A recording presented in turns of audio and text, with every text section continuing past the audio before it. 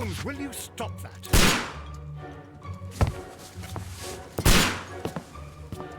You are utterly mad.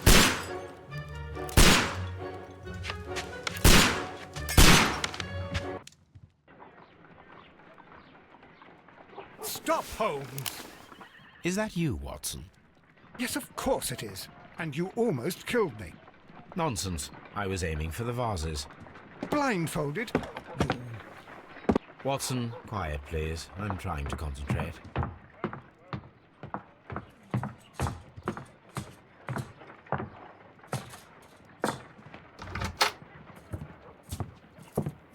Ah, Lestrade. What is it this time? He can see me. Well, here it is, and it's a good one, Mr. Holmes. A gentleman by the name of Peter Carey, also known as Black Peter, has been murdered. A sailor, most probably. What happened here? Oh, Mr. Holmes, how could you? It's the only exercise I've had all week. A grateful client from Limoges sent me a vase collection this morning. I couldn't think of a better use for it. You're out of your mind. I missed 4 out of 10. Given you were blindfolded, that was very good. Can I have a try? Am I the only sane one here? I suppose that Watson is right, Inspector. A little brain work would be preferable now. Do please tell us more about Black Peter. Peter Carey, born in 1845 and 50 years old. An ambitious sort, he achieved much success in seal and whale hunting around Scandinavia. Retired in 1884 with a small fortune. He invested his money in a property called Woodman's Lee, near Forest Row in Sussex. It was where he lived for 6 years, and where he was found dead yesterday. Has the investigation already begun? Yes and no. In fact, this crime is so mysterious that I would prefer you to join me down there. Give me half an hour to prepare, Inspector. Take your time and join me there. I have to go through the yard first. The merry men struck again. What have they done this time? They robbed a powder reserve. I'll meet you at Woodman's Lee, Mr. Holmes. I should help Mrs. Hudson here. I also have several appointments that I must keep this afternoon. I shall go alone then.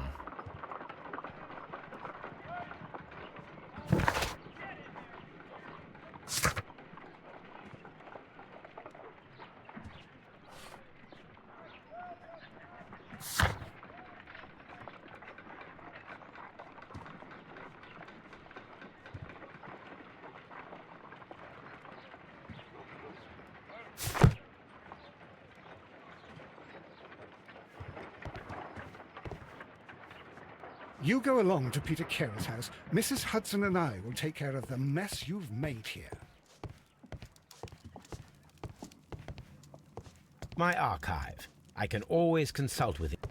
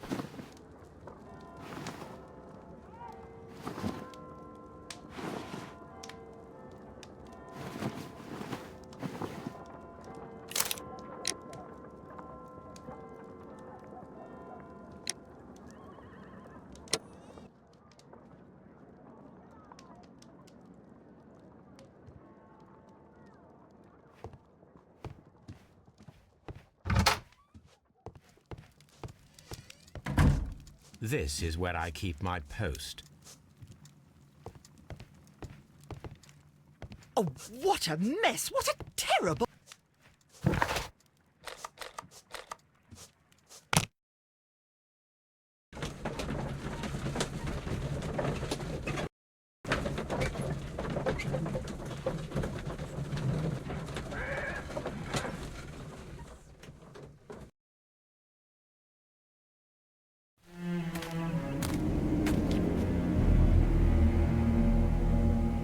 Mr. Holmes, I'm over here. Come on.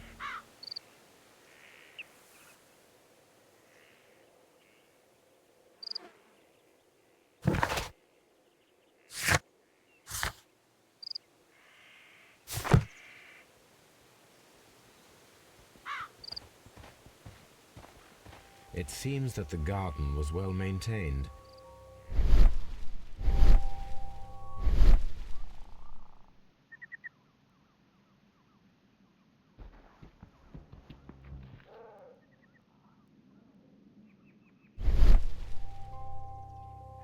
These footprints appear to be quite large.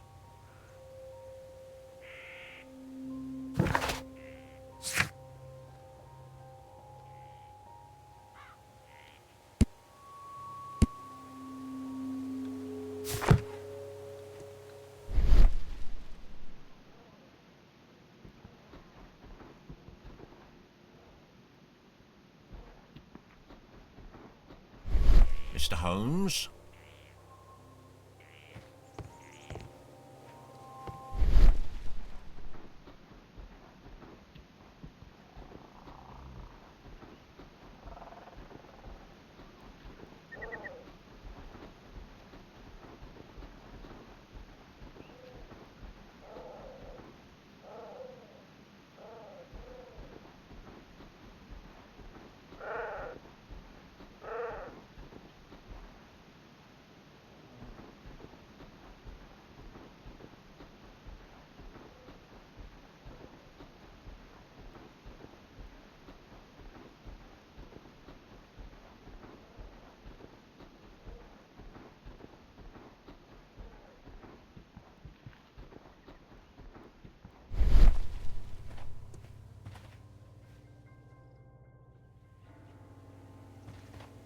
It seems that the garden was well maintained. It seems that the garden was well maintained.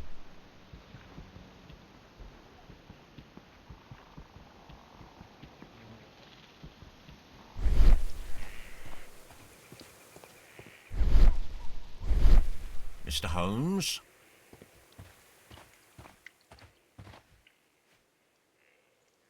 Inspector Lestrade, when will you remove my husband's body? It's sacrilegious to leave him here like this. As soon as we can, Mrs. Carey, I assure you. Allow me to introduce you to Mr. Sherlock Holmes. He's a detective. No doubt you've heard of him. I'll wait for you in front of the cabin, Mr. Holmes. My condolences, Mrs. Carey. Thank you, Mr. Holmes. Madam, can you tell me if you saw or heard anything unusual upon the night of the murder? At 2 o'clock in the morning, I heard a terrible scream. But I thought nothing of it then. He would scream all the time when he was drunk.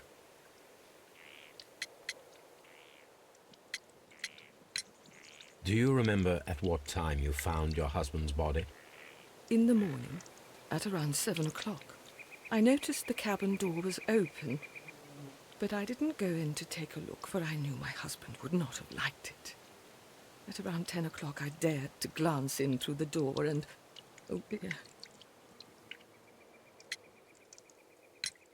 The garden is very large and well maintained. Do you employ someone to look after it? It is true, there is a lot of work, but my husband took care of it himself. Was your husband accustomed to receiving visitors? Oh, no, I don't think so. I mean, he didn't really have many friends. We lived quite an isolated life here, after his retirement. Can you please tell me what occurred on the evening of the murder? Well, Peter got drunk in the evening. He was in such a terrible temper. Usually whenever that happened, he'd stay all night drinking in his cabin before passing out.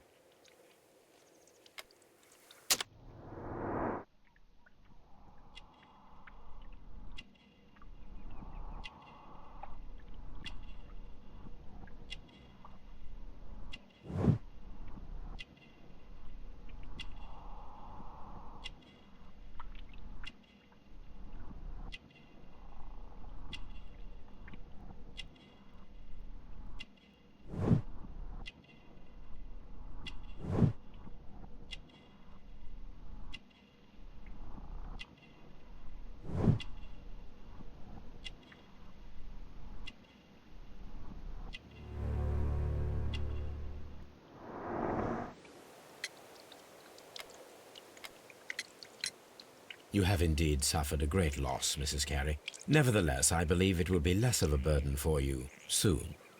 Yes, life with Peter was never easy, but he was still my husband. He was different, wasn't he, when you first met him upon your return from Plymouth? Yes, Mr. Holmes. Oh my goodness, but how do you know about that?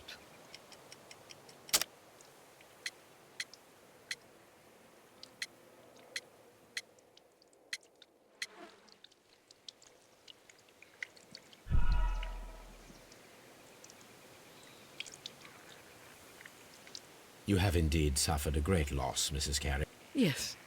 He was different, wasn't he, when you first met him upon your return from Plymouth? Yes, Mr. Holmes.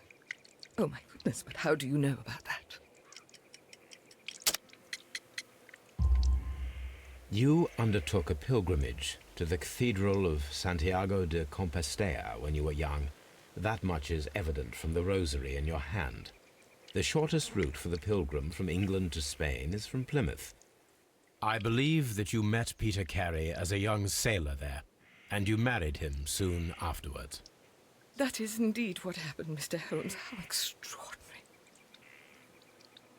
Thank you, madam.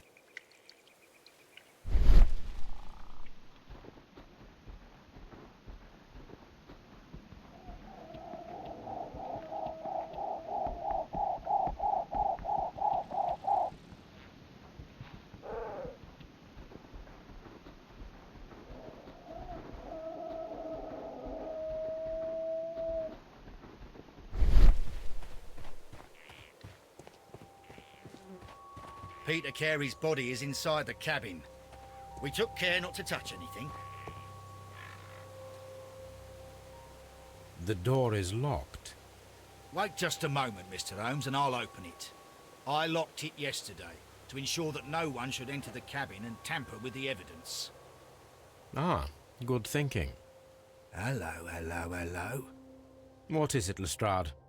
It seems to me that someone has tried to force it, Mr. Holmes. Let me see.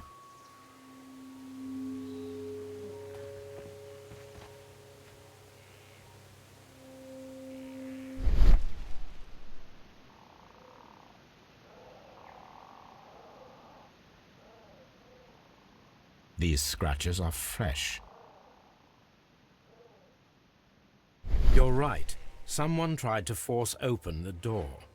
I swear these scratches were not here yesterday. Our mysterious visitor came here last night. Well, he's not the man for the job. This lock is not a difficult one. Perhaps he did not have the right tool.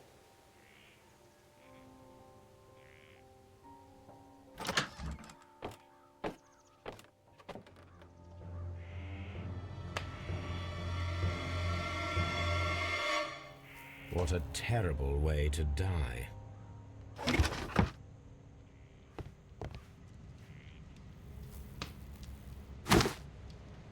Peter Carey's boots. They look to be a size 8. Old navigation instruments, nothing interesting.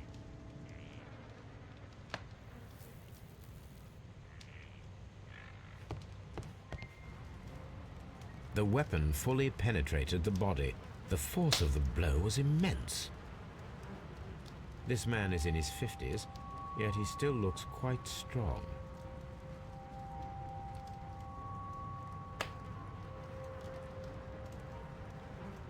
Peter Carey was fully dressed. He was not caught by surprise. It is possible that he knew his murderer.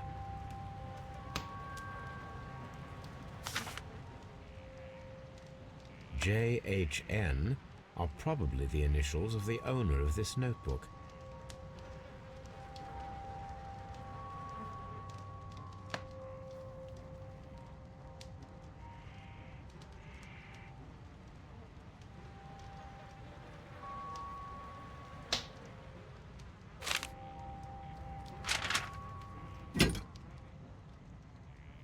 This blood is from the pool underneath the dead body. This wooden handle is plain and solid. Peter Carey tried to defend himself with this knife, but he did not succeed.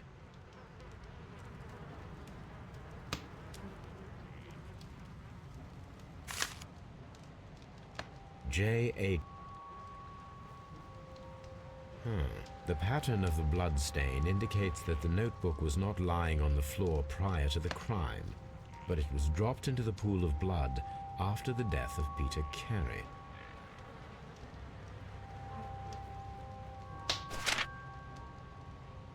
These abbreviations mean something, but what?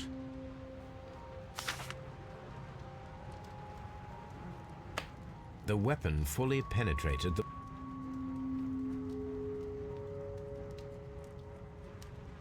Peter Carey. The Sea Unicorn. She was the ship that Peter Carey commanded.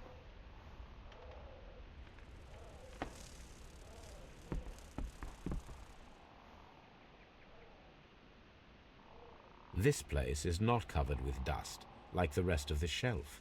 An object was taken from here. It was larger than a book, a box or a small chest, perhaps.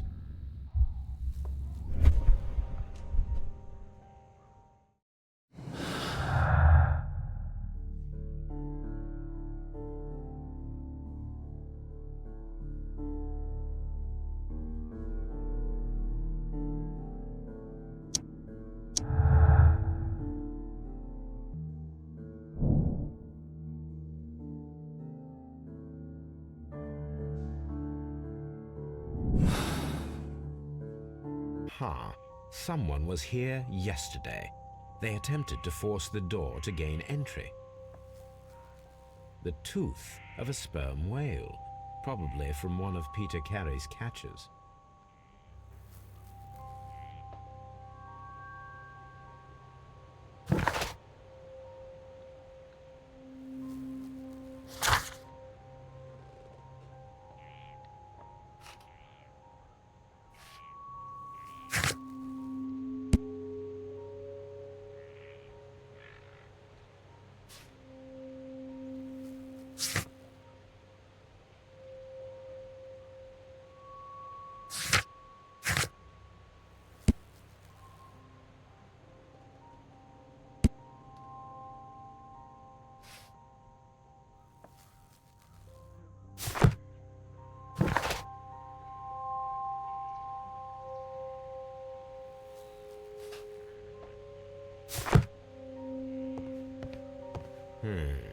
The ship's logs of the Sea Unicorn for the years 1878 to 1884. Peter Carey was her captain.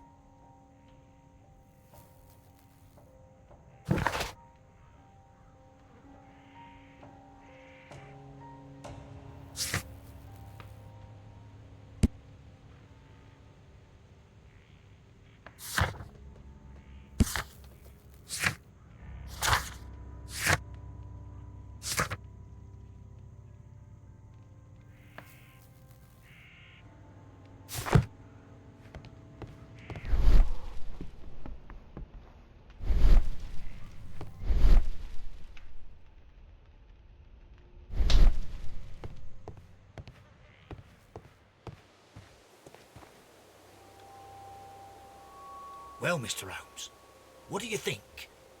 I think that we are lucky, And why is that? because of last night's attempted break-in. Oof, you've lost me. It is very probable that whoever came here hoped to find the door open. They tried to force it with a knife blade, But they failed. What will they do? Why, return tonight, when they will be better prepared. Aha! So what do you propose? We shall remain on the outside, near the window, where we stand the best chance of catching sight of our visitor. Well, gentlemen, ready your pistols. We have a long night ahead of us.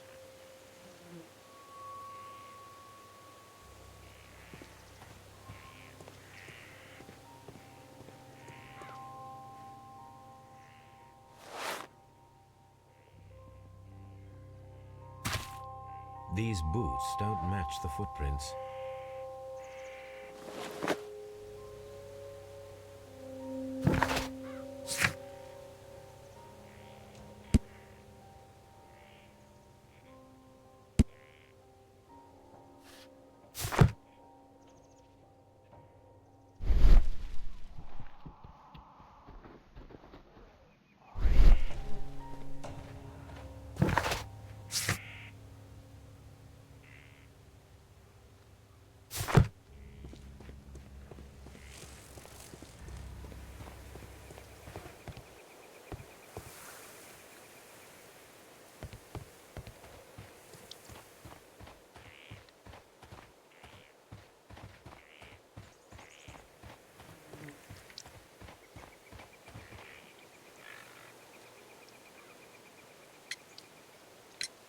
Your husband's private papers. Do you know where they are? There was a small tin box, barely larger than a book. He kept his papers there. It should be somewhere in his cabin. Thank you, madam.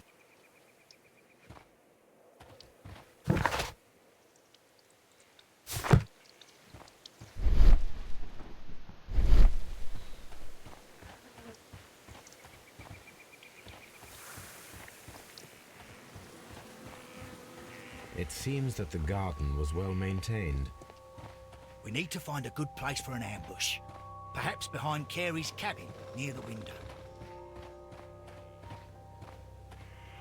This looks like the perfect hiding place.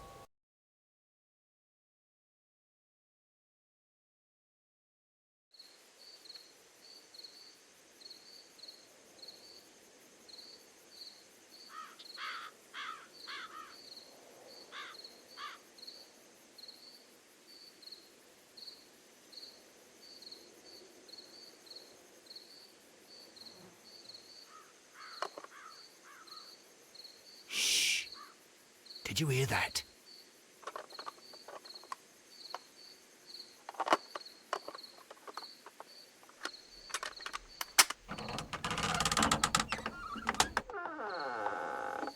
There's someone there. I'm gonna collar him. I'll be right behind you. Police! Hold it right there.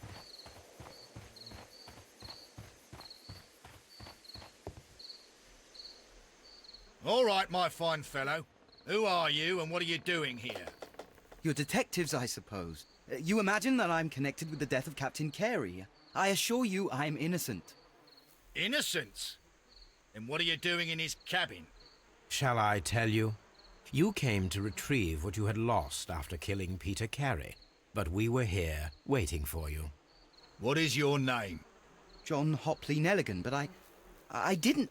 Do you deny that you came here yesterday? No, but yes, it's just that I couldn't... I'm tired of this. Off we go to the yard. Tomorrow, I'll see that you're put in front of the judge. What? But you can't! I'm not... It's a terrible mistake! Enough. You can explain all of that to the judge. You're coming with me to the yard. But... In light of recent events, it seems evident that your coming here was unnecessary. All the same, I'm very grateful to you, Mr. Holmes. You are welcome, Inspector, but please don't be too hard on our young fellow. I would like to question him tomorrow morning.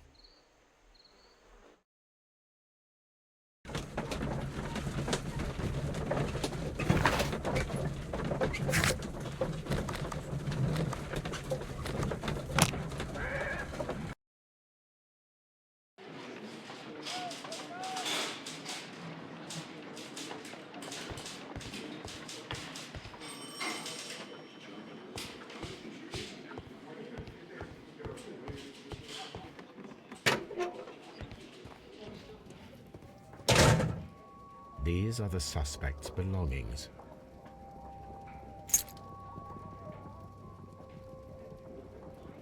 And partner, 1883. From R. Dawson. To my friend, Dawson. I've seen this name before. Perhaps my archive holds the answer. A handkerchief with the initials J.H.N. A pocket knife. It was used to force the door of Peter Carey's cabin. The notebook that we found on Peter Carey's cabin floor. These abbreviations mean something, but what?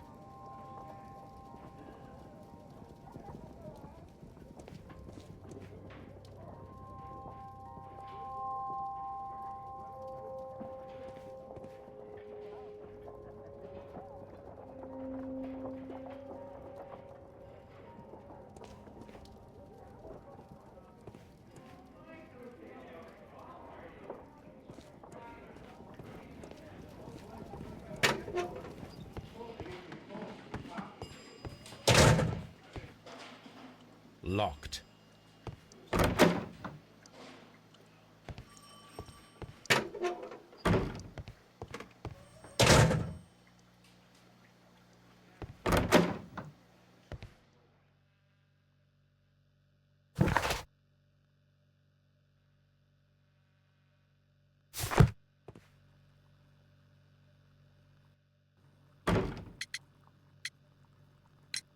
The police seized this valuable ring from you.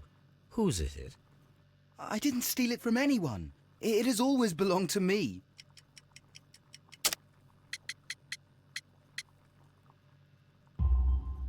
The ring's date of engraving is many years ago. You would have been a child then, hardly in any position to receive such an item from a partner. The sea knife was found near Carey's body. Tell me, Mr. Nelligan, did Mr. Carey try to defend himself or to attack you with it? I don't know. I didn't kill anyone. Does this notebook belong to you? Yes. But where did you find it? I did not know. I thought I'd lost it at the hotel. What do these abbreviations mean? Oh, no. I beg you, I can't. If I told you, it would only make things worse. But I will find out eventually, Mr. Nelligan.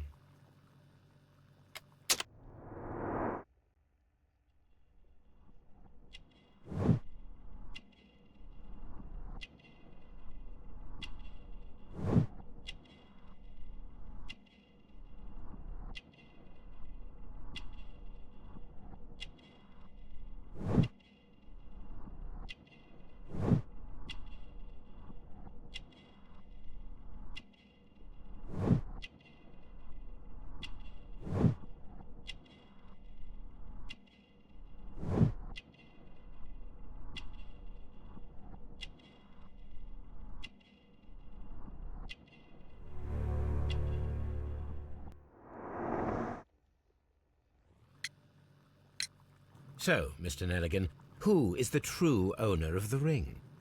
The ring is mine.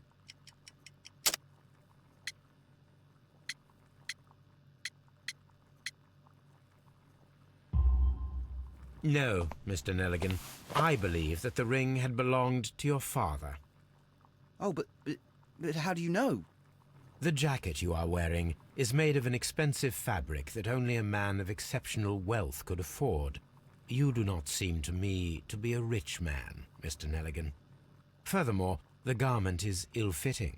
It is quite clear that it belonged to someone else, most probably your father. With your father gone and taking with him the family's wealth, as a little boy you had to find yourself a manual job, and it was most probably cleaning fish. You cut your hands often while working. I can tell from the scars. I'm speechless, Mr. Holmes. It all happened exactly as you say. Well, I will see you soon, young man. Please, let me go. I'm innocent.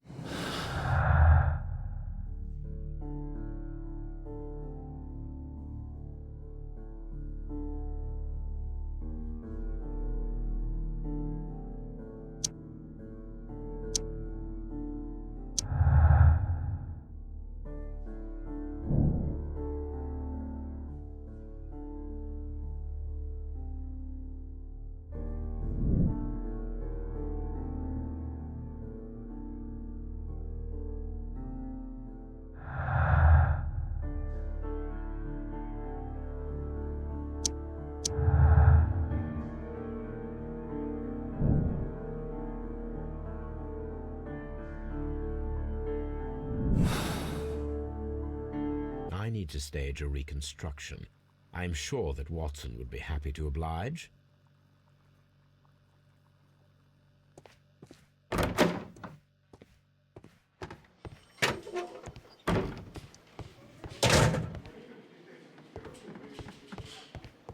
Locked.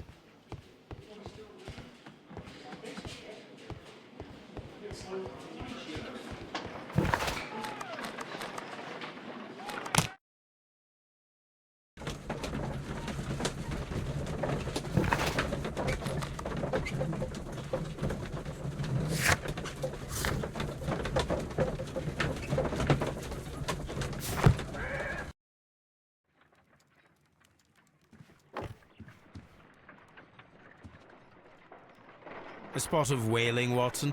Would you care to take part? Are you serious? No, but we do need to clarify what happened on the night of Black Peter's murder. A reenactment, then? Is something bothering you? The sailor's knife, Watson. Why was it on the floor? Peter Carey attempted to defend himself? It is possible, but if that is the case, then it alters many things. I don't quite follow you. Tell me, my friend, what is the animal closest to man, morphologically, I mean? Ah, I see what you're getting at, Holmes. You asked me that once before. On the Ripper case, I believe. Do you want to slit some more pigs' throats? No. Thank goodness for that. I wish to impale one with a harpoon. Wonderful. Watson, let us pay a visit to our butcher friend in Whitechapel. We require the carcass of a well-fed pig. And the harpoon? One of the harpoons on the wall of Black Peter's cabin should do quite nicely.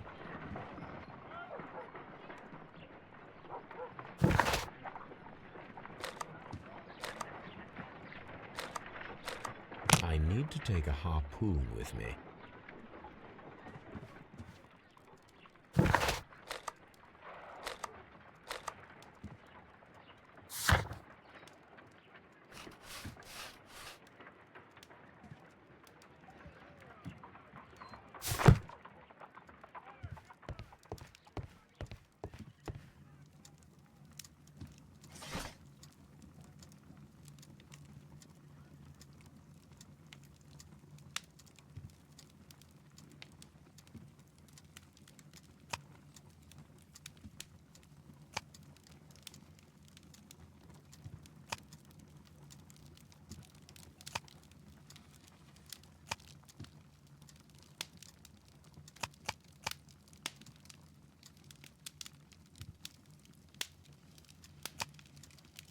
That is not the one I need.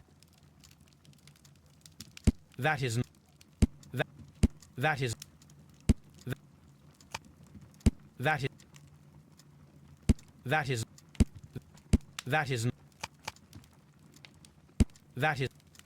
That is not... That... That is not... That is...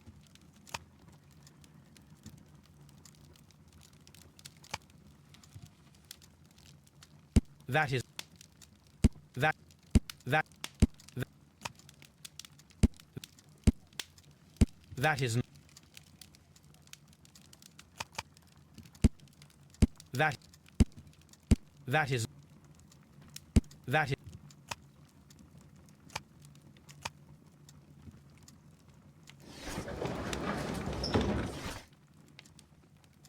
That is not the one I need. That is not the one I need.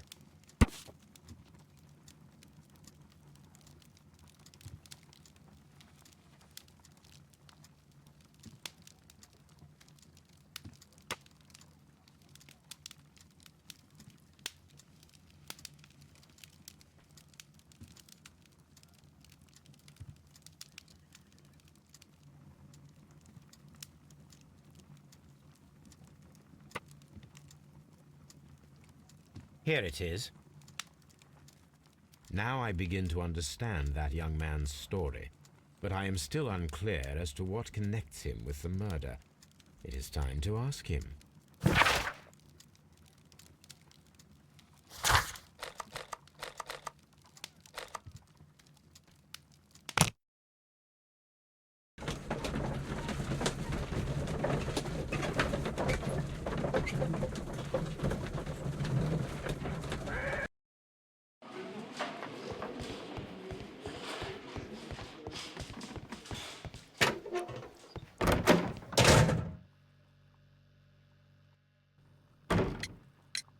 I have heard the story of Dawson and Nelligan, the West Country bankers.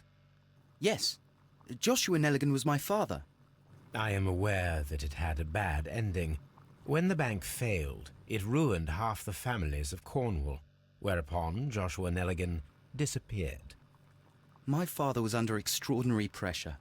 Dawson had retired. I was only 10 years of age at the time, but it was still old enough to feel the shame that befell our family. My father was convinced that he could pay off all his debts if the creditors gave him time. He set sail for Hammerfest in Norway in his small yacht just a few days before an arrest warrant was issued. He left my mother a list of the securities he was taking. No word was ever heard from him again. We believe that his vessel went down, taking with it everyone and everything on board. Thank you for the story, Mr. Nelligan. At last, we are making some progress. Interesting. Joshua Nelligan and Peter Carey were both at sea in Norway. There is definitely some connection between Peter Carey and Joshua Nelligan's disappearance.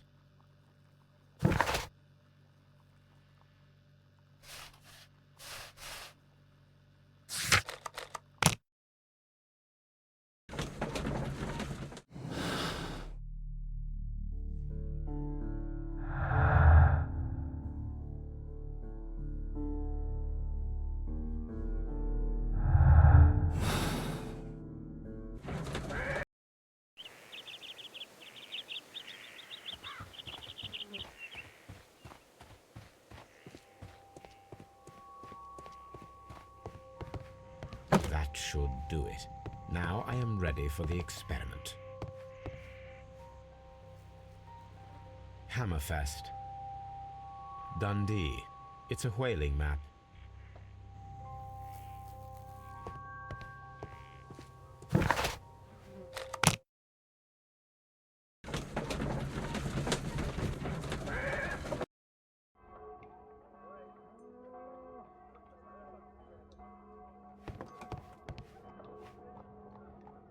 Well, here we are in the preparation room.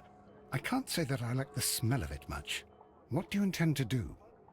To indulge myself in a little experiment. The challenge of lancing a pig's carcass with a heavy harpoon. A little experiment? Stand aside, Watson. This might be dangerous. I am not well practiced in this exercise. Yet. Holmes, you should aim for the mark in order to perform the most reliable test.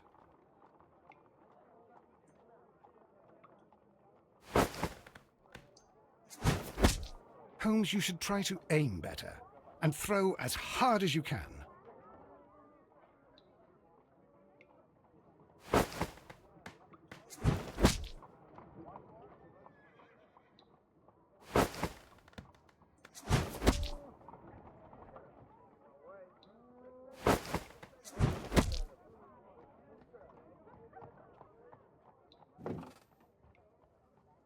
This is the best possible result that I could get. Do you see, Watson? Throwing a harpoon and pinning a man to a wall requires either exceptional strength and training or diabolical luck. If it was luck, then it was a chance in 1,000 that night. Well, yes. Let us leave now. All right.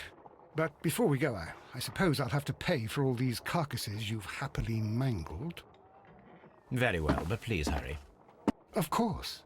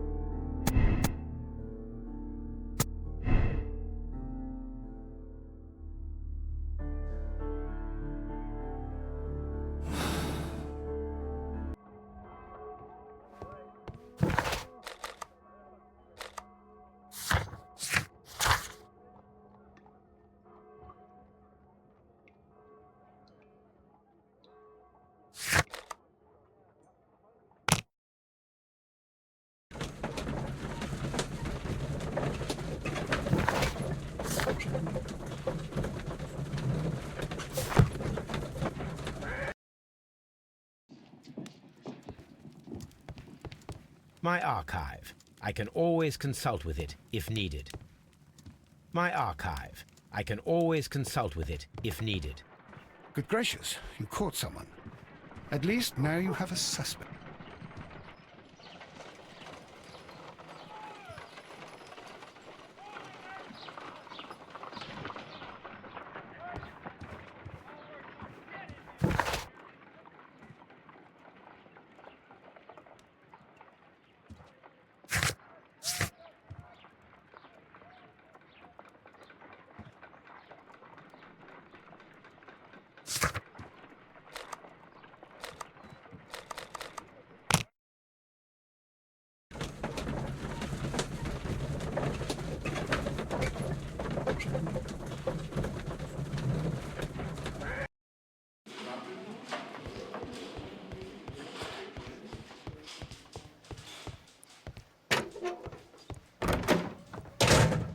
What am I doing here? I've done nothing wrong.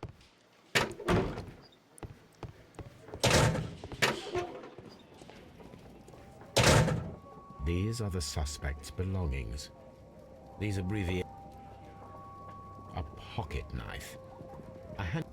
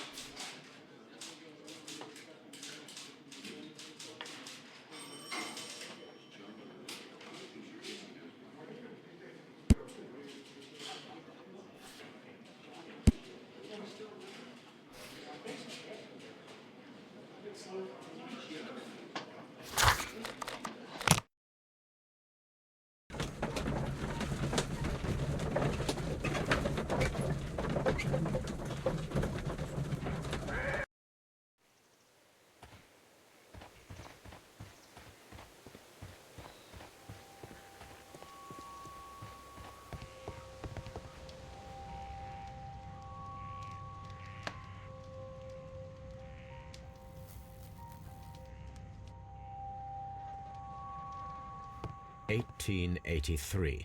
That's the one I need. This is the crew list of the Sea Unicorn.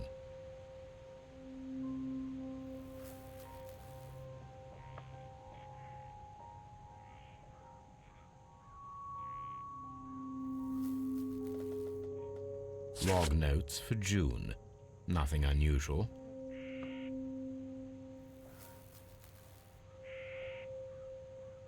Log notes for July. Nothing special.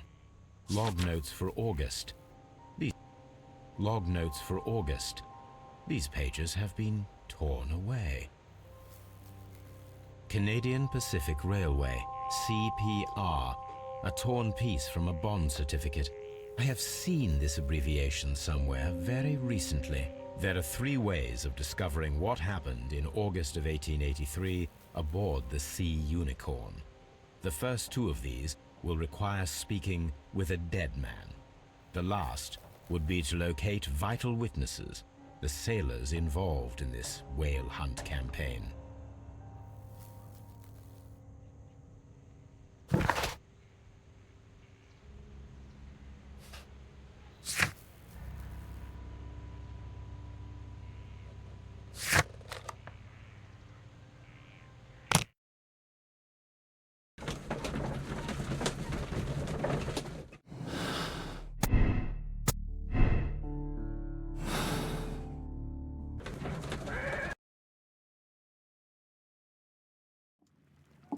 Something new, Watson. I have the list of sailors who were aboard the Sea Unicorn. We shall soon learn what happened to Nelligan's father.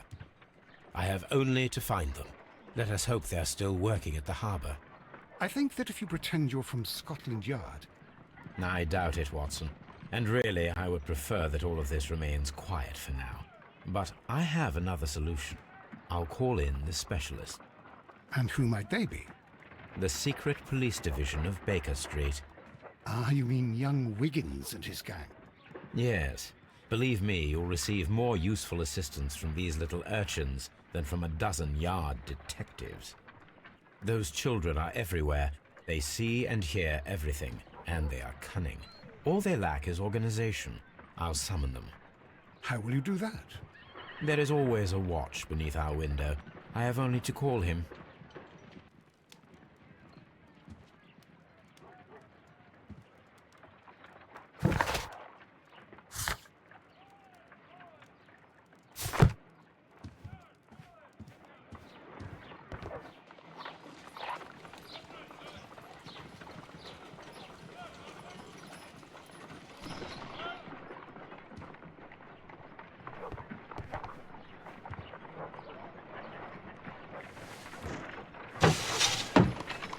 Wiggins, could you come upstairs, please?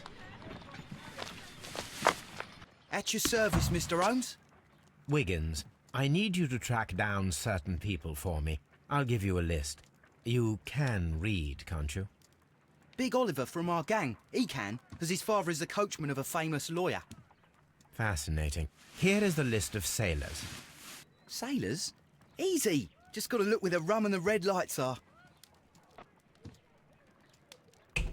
Sorry to trouble you, Mr. Holmes, but the inspector asks that you come to the station as soon as possible. Thank you. I'll be there shortly.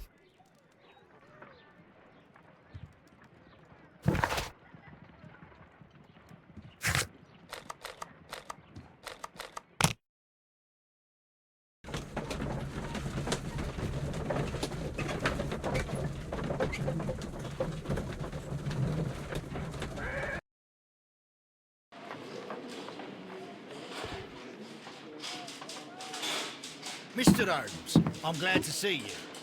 As always, what happened? We have a new suspect, Liam Hurtley. I'm thinking that this case will be resolved very quickly now. Interesting.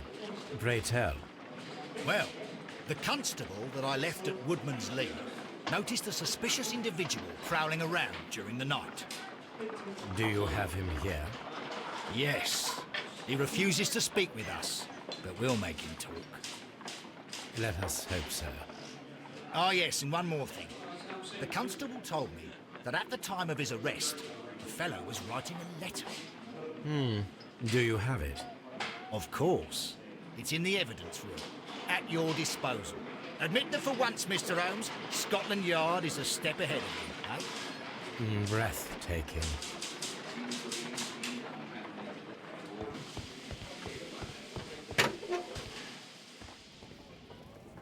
These are the suspect's belongings. Liam Hurtley's old boots. They're a size 9.5. The stains are fresh. They can be removed with the proper chemicals. A pen. Nothing unusual about it.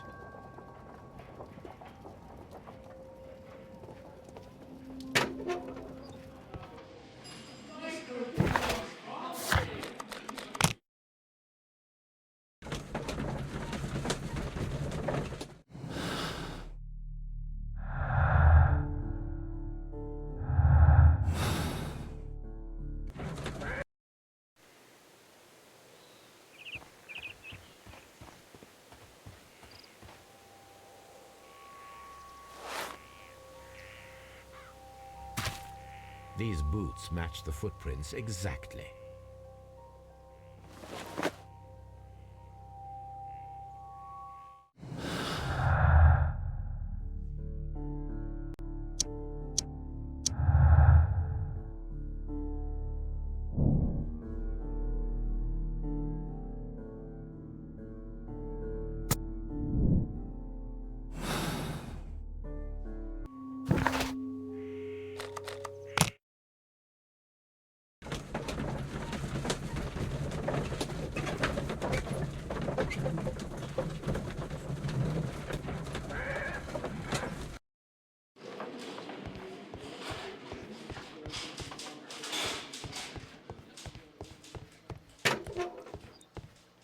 please escort this suspect for interrogation. Allow me to introduce myself. My name is Sherlock Holmes. I would like to ask you a few questions. I've already told the police that I've nothing to say. And you're not even part of the police. Precisely, and considering your situation, it might be wise to speak with someone who is, shall we say, rather more neutral. You are a suspect in a murder case. I know. Inspector Lestrade told me. It's ridiculous. Could you at least tell me who you are, and exactly what happened that you should be brought here? My name is Liam Hurtley. That I can tell you. But you're not getting any more than that. Well, we shall see. Tell me, Mr. Hurtley, what were you doing at Woodman's Lee? Woodman's Lee? I've never been there.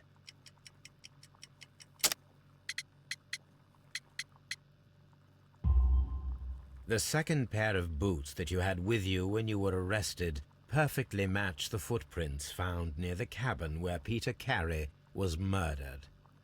Footprints? That's your proof? How many men have boots like mine? That doesn't make me a murderer.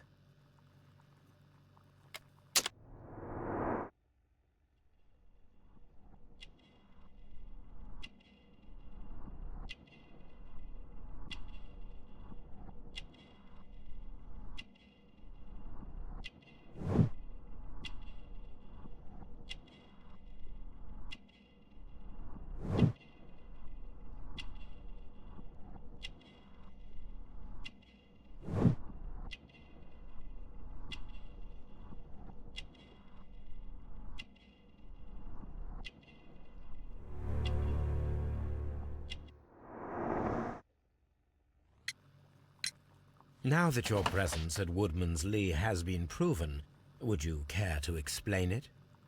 I don't remember. What would I be doing there anyway?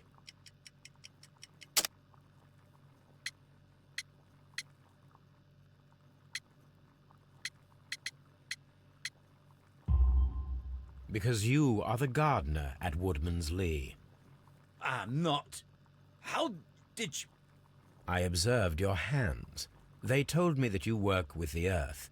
Small fragments of plants snagged to your trousers indicate that you were mowing very recently. But the most obvious clue presented itself in the bird embroidered on your handkerchief. A crested tit, if I'm not mistaken. All right, you got me. Yes, I am a gardener, and I went there to get my tools. That's all for now.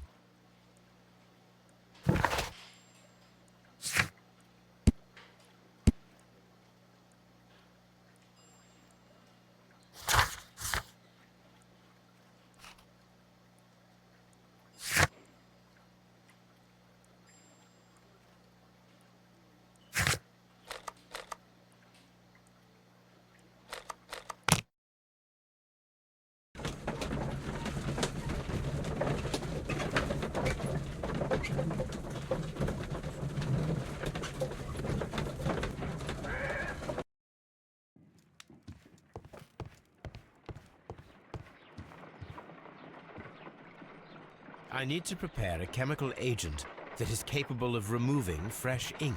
For this purpose, the chemicals from the flasks should be combined in a certain order to perform a chain reaction. First condition, all 7 reagents should be used.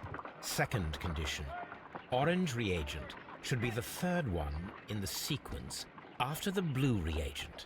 Third condition, colorless reagent should be added after the orange reagent.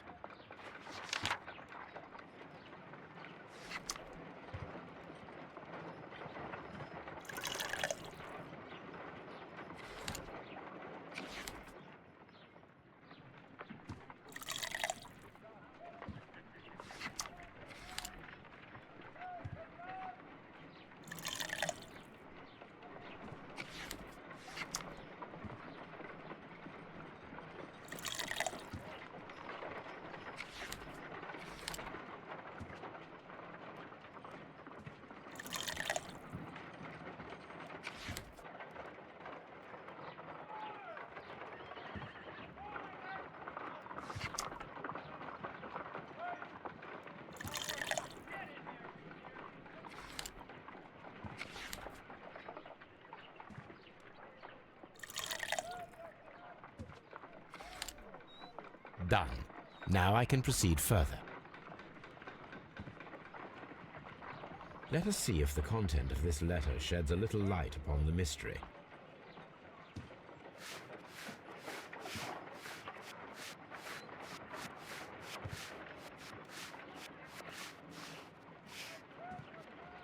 I did as you asked and hid them well. Interesting. How would Hurtley react to this?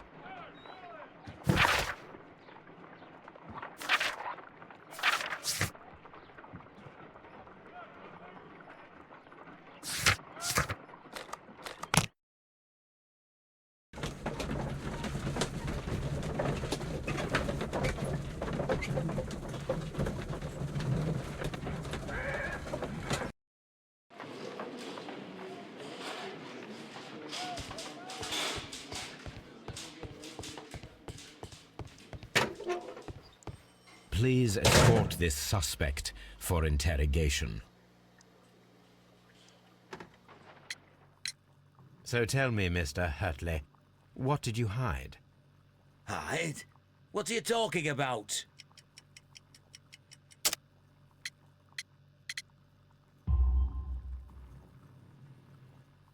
I did as you asked and hid them well. Should I continue? My letter? But the ink? That's impossible. A touch of chemistry, nothing special. Well, you're a smart one. But it's nothing. If you want to know, I was referring to my tools. It was to do with my work, see? I will check that, Mr. Hurtley. That's all for now. Hurtley's stories are false leads. But now I know one thing for certain. I must examine the site where the garden tools are kept at Woodman's Lee.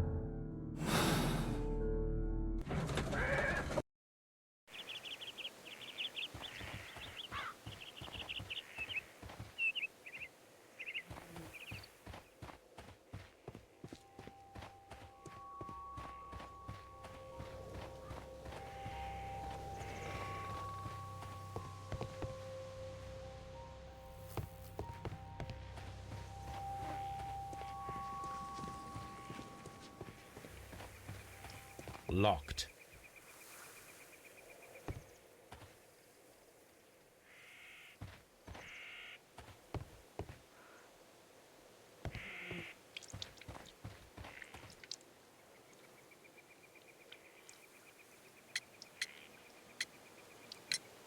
Madam, we have information that the valuable stolen papers are hidden amongst the garden tools here at Woodman's Lee. We need to find them. Oh my. Our tools are kept inside the shed that's right behind me. Here is the key to open it. Does the name Liam Hurtley mean anything to you? No, I don't know anyone by that name. Thank you, madam.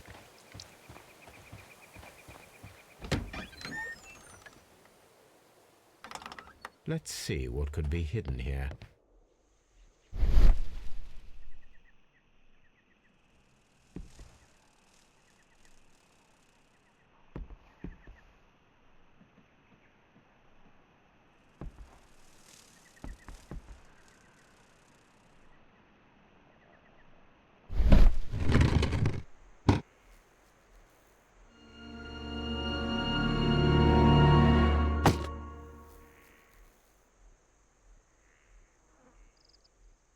Let us see what is in this box.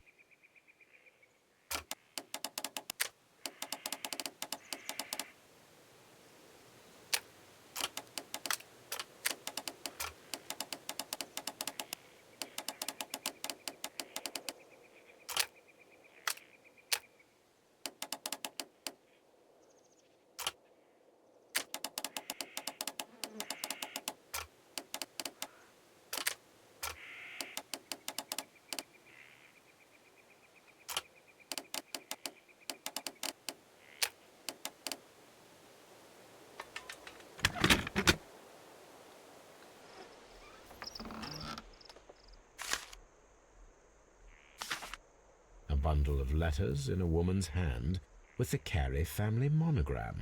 Hurtley and Mrs. Carey were in a relationship. That is interesting.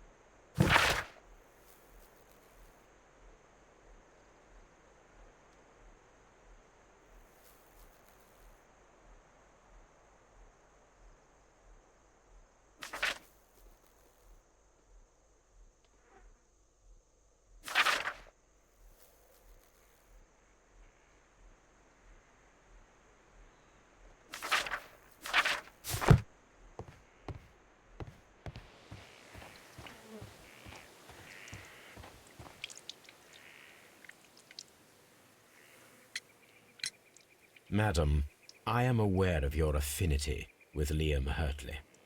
Oh, what are you talking about?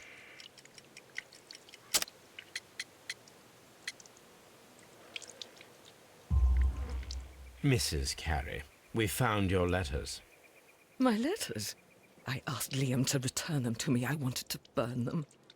Why did Mr. Hurtley put them inside the garden shed? I don't know. I wanted them back, but I couldn't see him, not after what happened. Well, here they are. Oh, this is terrible. Terrible. Liam, how could he? After what he has done. You believe that he killed your husband? No, I do not know. I do not know. Leave me alone, please. Thank you, madam.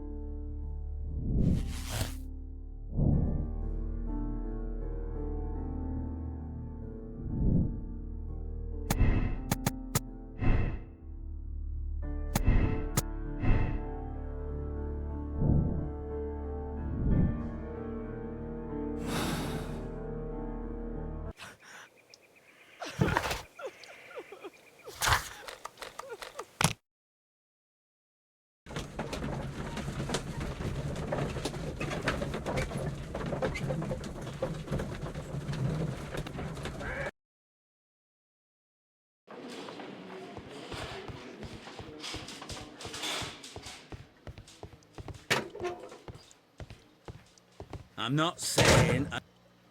not saying another word.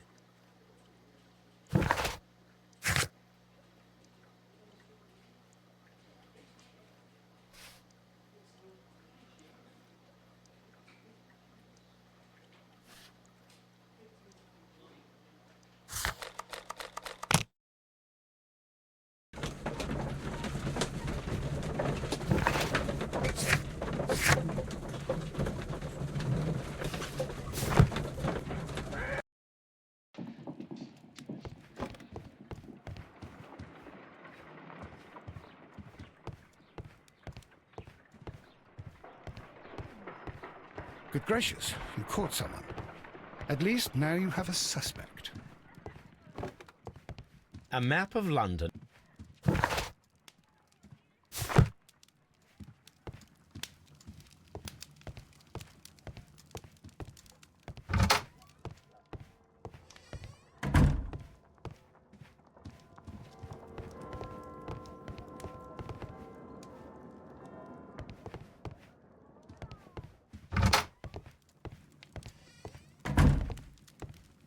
This is where I keep my post.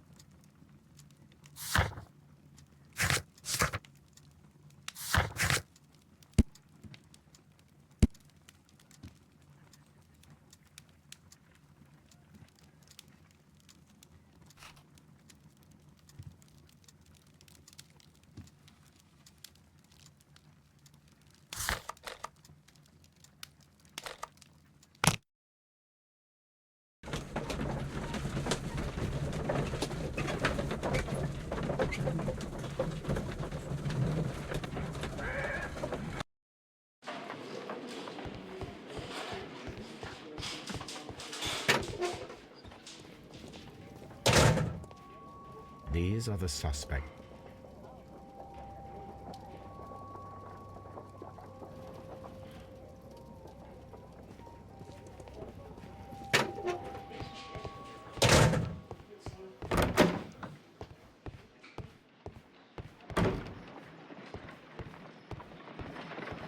How is the investigation going, Mr. Holmes? Do you have any idea who the murderer is yet?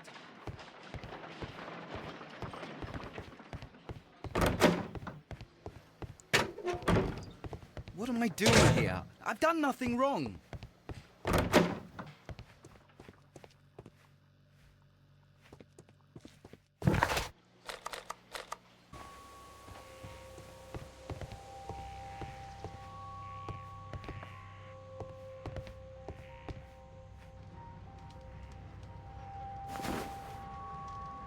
The initials PC have been crudely burned.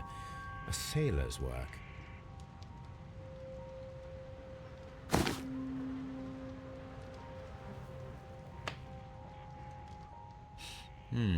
This aroma is familiar, but to recognize it, I must construct my associations in one picture.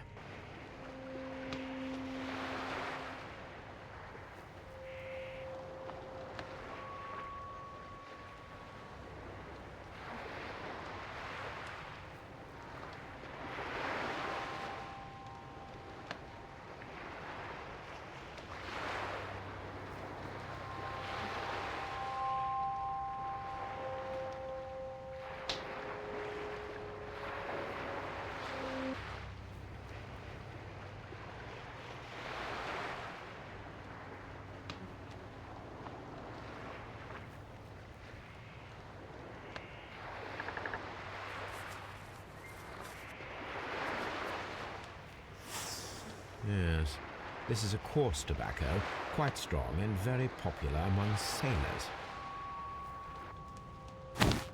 I wonder if Wiggins has managed to find... Someone drank from this glass recently. Someone drank... Rum, a sailor's drink. It seems that Captain Carey was enjoying a drink before he met his death.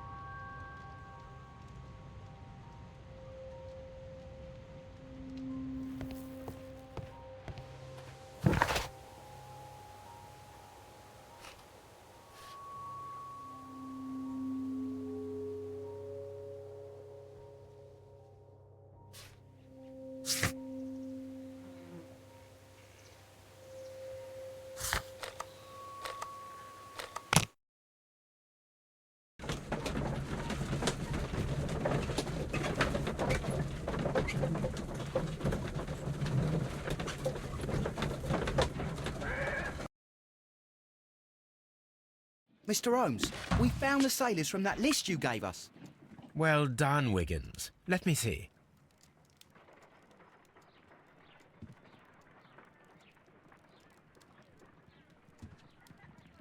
This is interesting. Let us review the other sailors now. This is interesting. Let us review the other sailors now. This man is a harpooner, and his initials are PC, the same initials that were found on the tobacco pouch. Wiggins, could you gather some information on one of the sailors that you found? His name is Patrick Cairns. We found Patrick Cairns. Good job, Wiggins. Where is he? He lives in a small furnished dump of a room, but he's always at the Sea Witch pub, where he does arm wrestles for money and drinks. Excellent. Here is your reward. 2 guineas. Thank you, sir.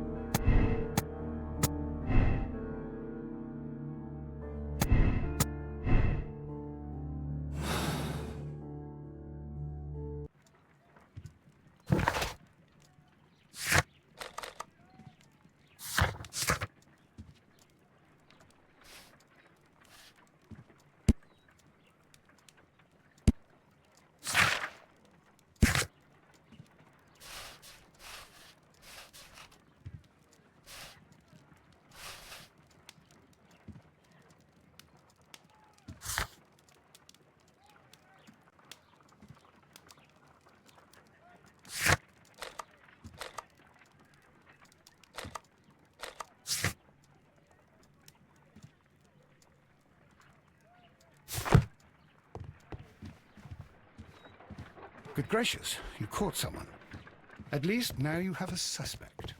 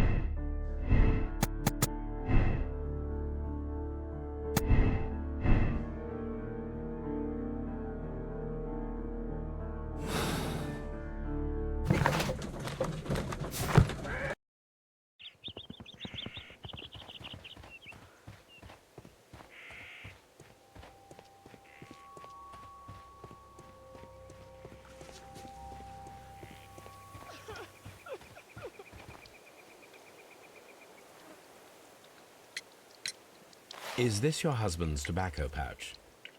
I'm not sure. It might be, but he hadn't smoked in a very long time. Thank you, madam.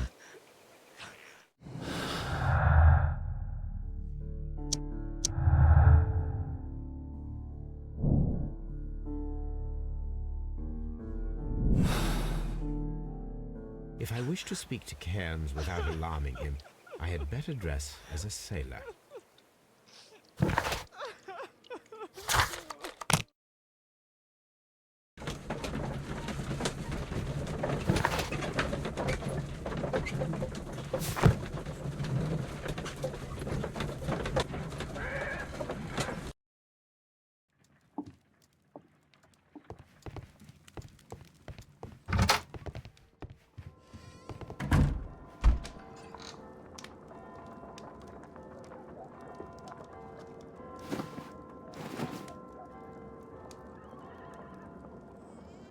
Now I can approach Cairns and see if he recognizes the pouch.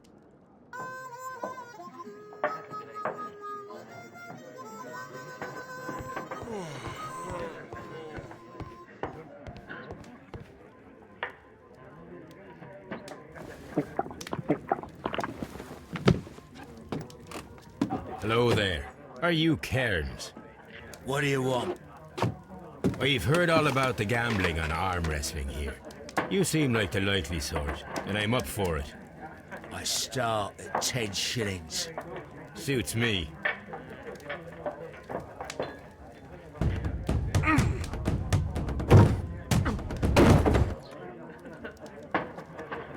Well, good for you, I reckon. You're stronger than you look. Here's your 10 shillings. I'd like to buy you a drink. Good winner as well. That's good. Let's have a drink.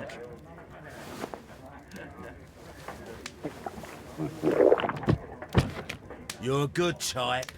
Seems you've managed to settle down in life. You've got money, eh? Not all that much. Oh, well. At least you're not as poor as me.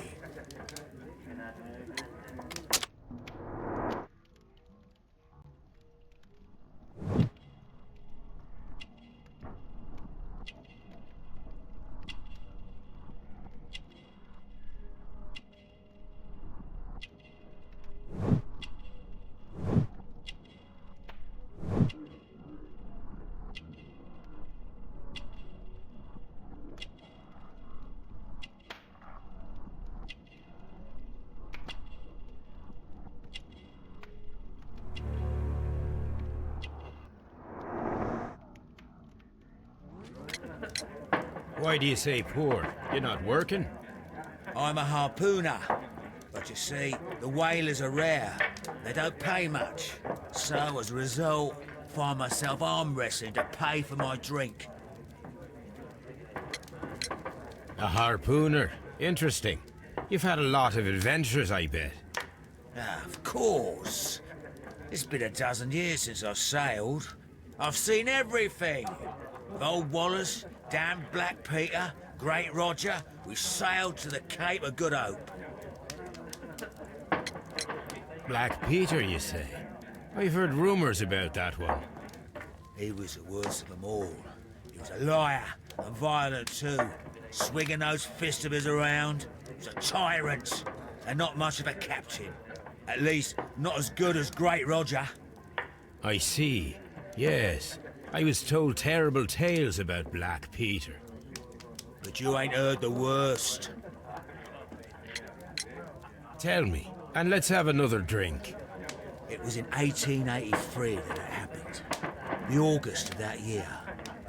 Peter Carey was captain of the Sea Unicorn, and I was a spare harpooner. We were coming out of the ice pack on our way home. One evening, we saw a little craft that had been blown north. There was only one man on her, and he wasn't a sailor. The crew must have thought that she'd foundered, and they made for the Norwegian coast in the dinghy. I guess they all drowned. We took the man on board. And who was he? I dunno. During the crossing, he and the skipper enjoyed some long talks. His baggage was just a tin box. That's strange enough. Aye. Even stranger was that on the second night, he disappeared. Nobody knew what happened to him. And of course, nobody could ask Black Peter about it. You know what happened, don't you? I do. I saw the skipper tie his heels and push him over the rail in the middle of my watch on that dark night. 2 days before we sighted the Shetland lights. Black Peter's a murderer. Aye. Those that know him wouldn't be surprised to hear it. But all this must stay between us. All right? Of course. Back in a second. I'm off to the Kazi. I'll be here with my drink.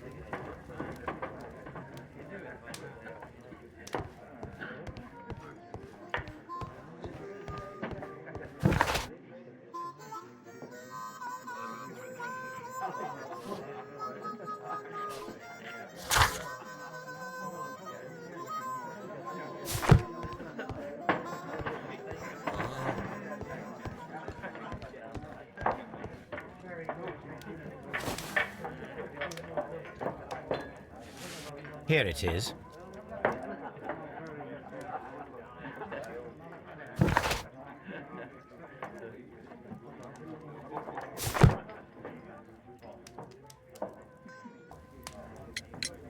Have you got any tobacco? I've run out of mine. Nah, I lost my pouch. I don't know where. Wait a minute. What's this? Oh, is this your tobacco pouch? Well, oh, it is. Well, I have to go now. I know a captain who's planning an expedition to Cape Cod. Captain Ahab's his name. He commanded the Pequod. He might need good harpooners. I'll tell him about you. Maybe. If you like, aye. I'm done here. It's time to leave.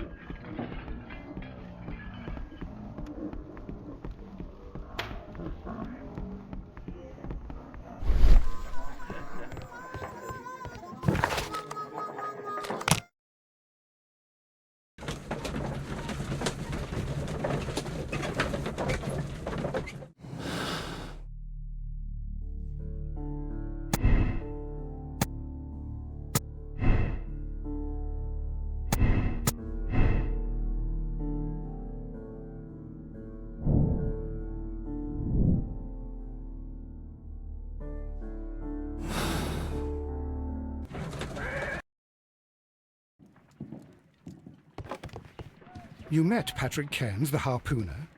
Do you believe he's the murderer? This is where I keep my post.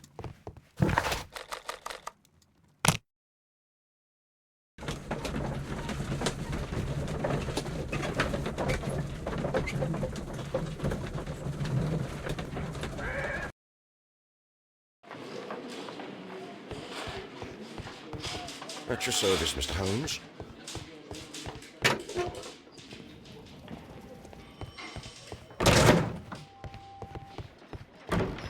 How is the investigation going, Mr. Holmes? I'm not... What am I doing here? I've done nothing.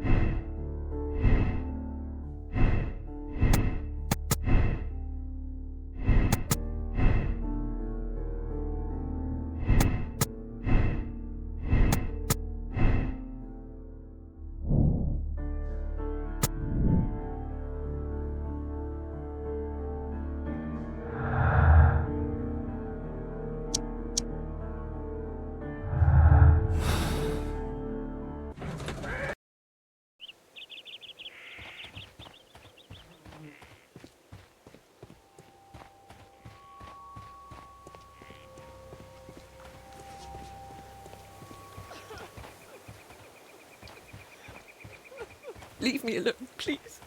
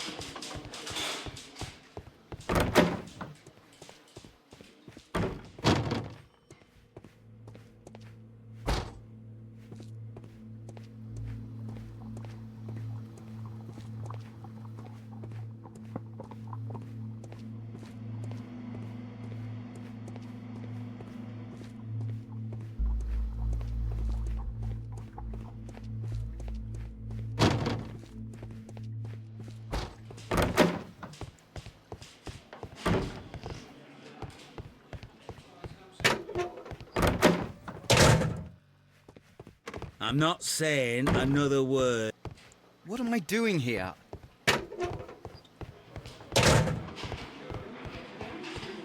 Mr. Holmes?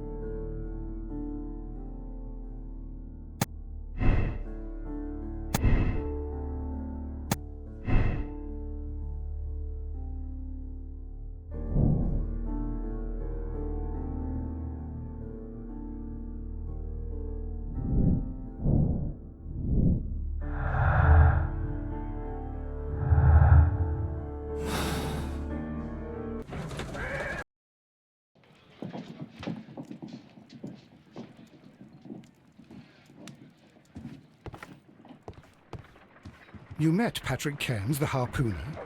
Do you believe he's the murderer?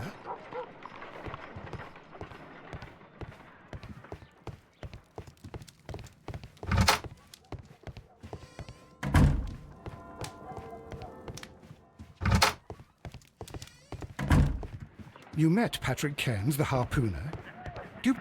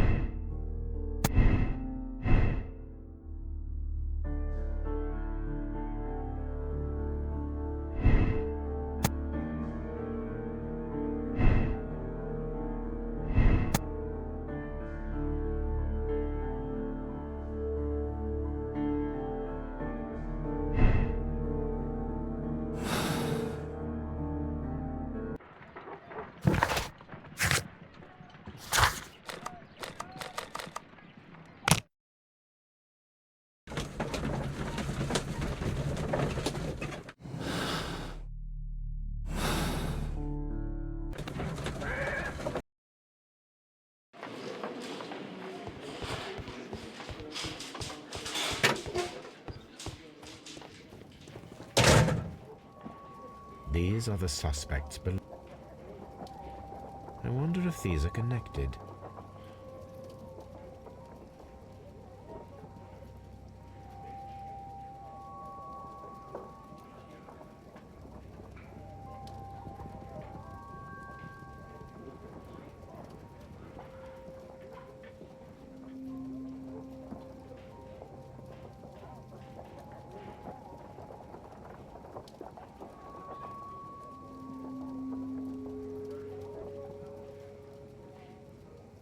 Now we have the proof that Nelligan's papers were indeed here. It seems that they have vanished, however.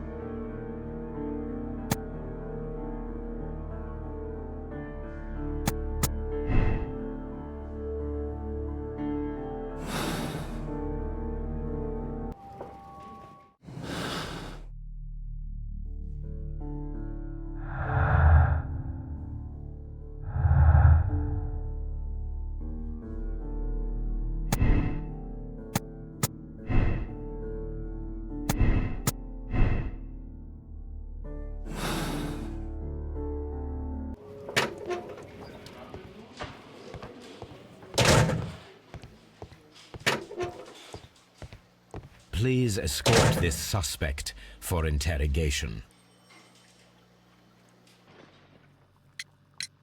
Tell me, Mr. Nelligan, what exactly were you hoping to find inside Peter Carey's cabin? I was trying to find some information about my father.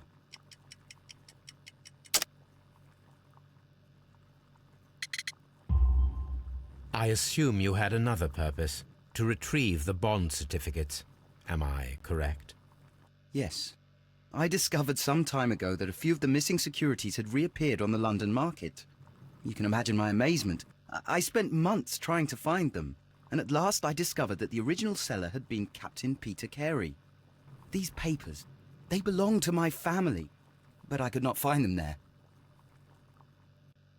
That's all for now. Well, I will see you soon, young man. I'm not saying another word.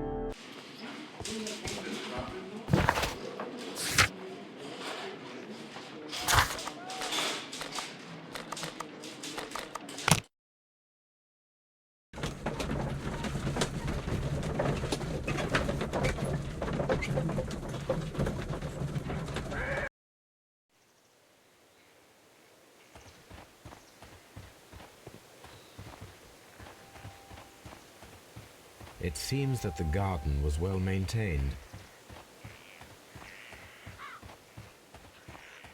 Leave me alone, please.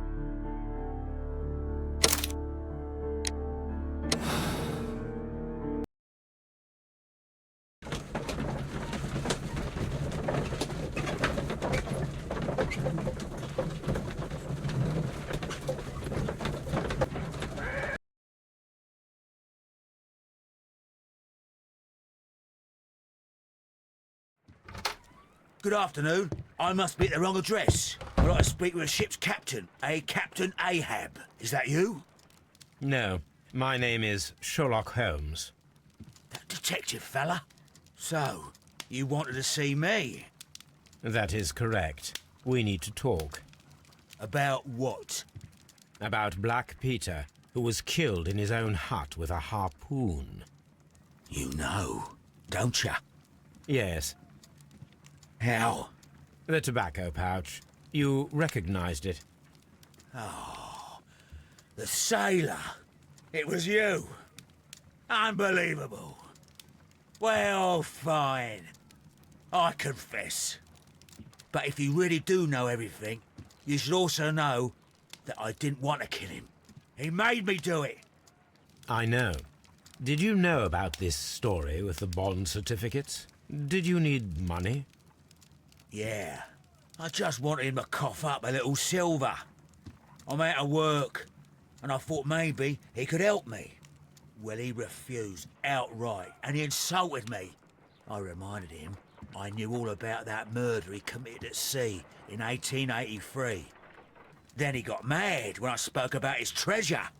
I barely just had time to throw the harpoon at him before he could jump at me with his knife. You know the truth. What will you do now?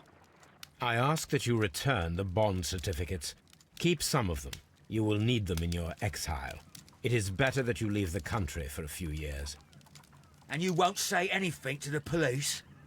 I will not say anything as long as you return the money. Well, I'll do as you ask. But what about Inspector Lestrade? I will deal with him. Goodbye.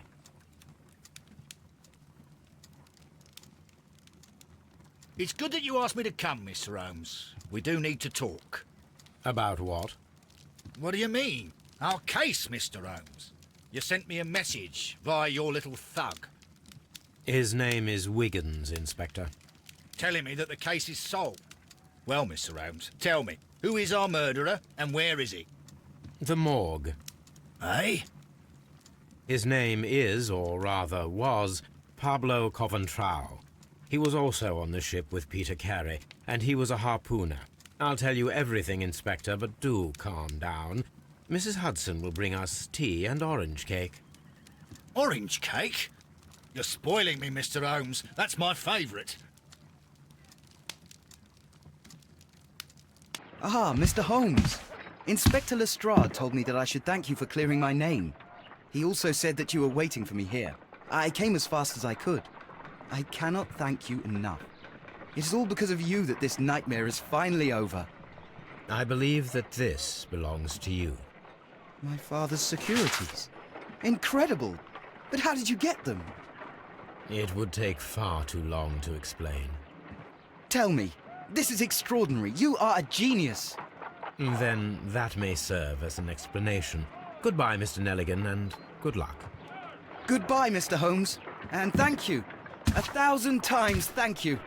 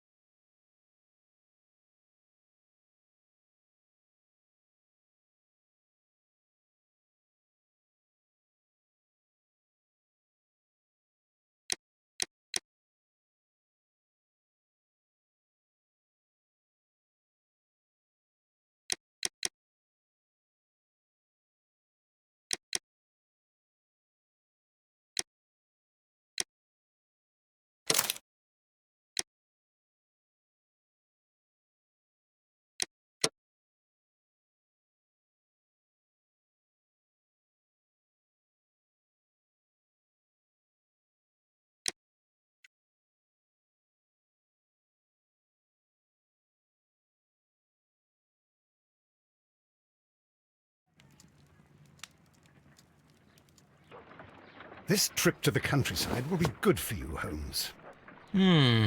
As your friend and your doctor, I really do recommend that you give yourself a complete change of scene.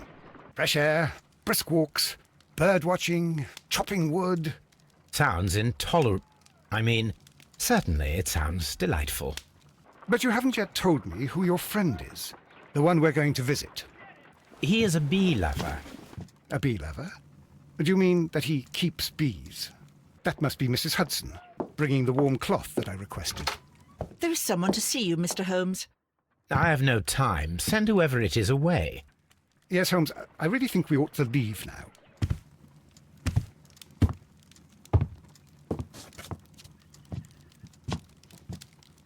Mycroft. Sherlock. Oh, Mr. Holmes? Perhaps you don't remember me. I'm Dr. Watson. We met at the Diogenes Club a few years ago. I documented our encounter in a short story I gave the title The Greek Interpreter. He does remember you, Watson. My brother remembers everything, and that is why he is so valuable to the government. We're about to depart for the train station. I know. You know? Sherlock, I need your help. There are people who presently threaten both our country and the Crown itself. You must help us with those methods of yours. Need? Help? Those are not words I would readily associate with you, Mycroft. I wrote you a letter, but you did not reply. And this is not about politics. It's about people. People similar to those whom you pretend to defend in your petty detective affairs. Everything is about politics with you, Mycroft. I'm not interested. Have some of your agents, your spies, or worse, undertake this job of yours. You are defending your people, and they have little to do with the people I choose to help, I can assure you. That's the point. You think exactly as they do. Who are they? The Merry Men. He is talking about the Merry Men, a band of idealistic terrorists. Sherlock, do please think about it. They are planning something diabolical. Your country needs you. You need me, Mycroft, and you are not the country. Although if your waistline expands very much further. Mrs. Hudson, tea will not be necessary. Dr. Watson, the train conductor, Mr. Parker, is aware that you will be 7 minutes late. You are in the 4th car. The train will be waiting for you. Sherlock, enjoy your time in Staffordshire.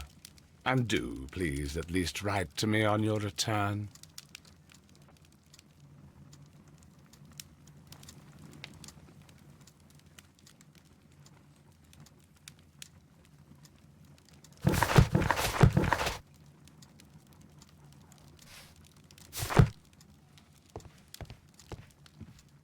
Watson, I'll hold a cab for us. We leave in 5 minutes for the station.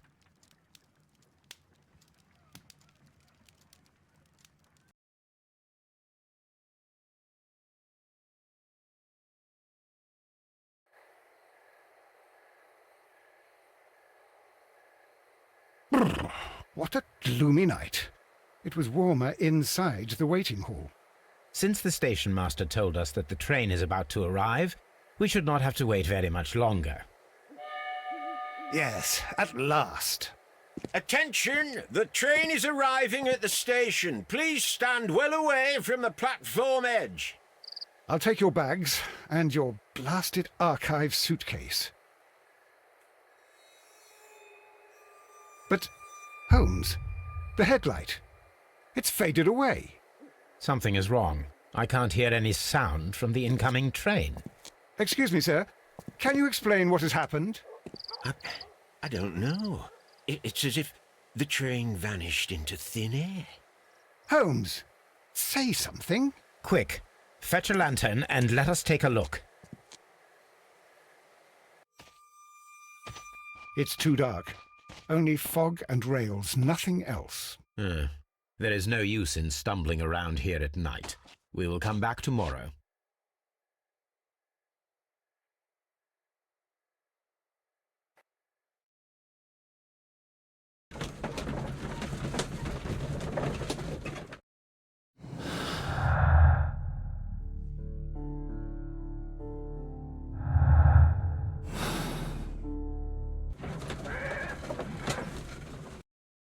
Well, here we are again at Evesham Station. We have a full day ahead. Let us begin our investigation.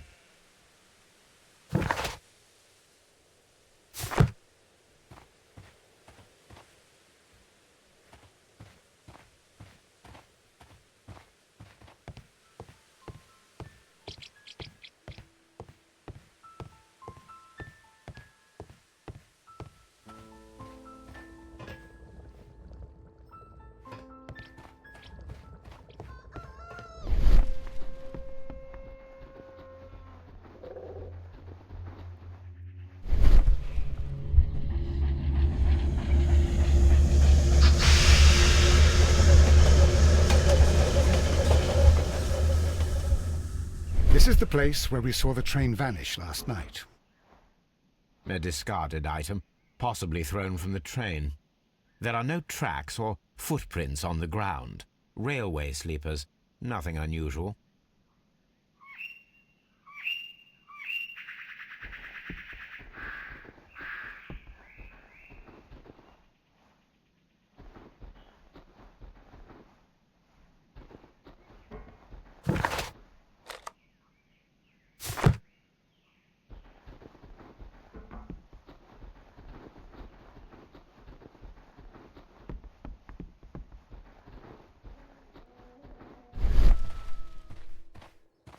Trains can't just vanish without leaving a trace. It isn't possible, is it, Holmes?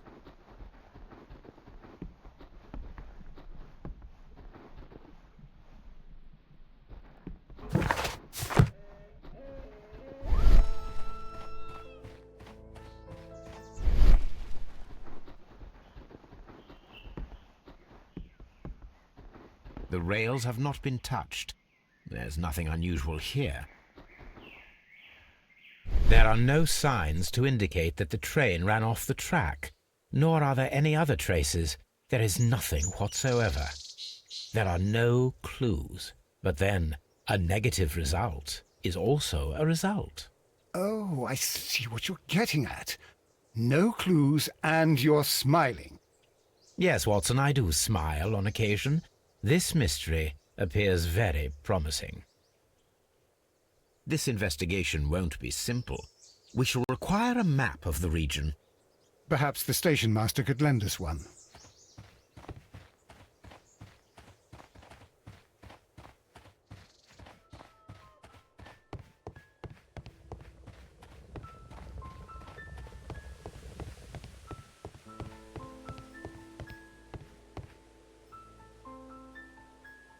Good morning.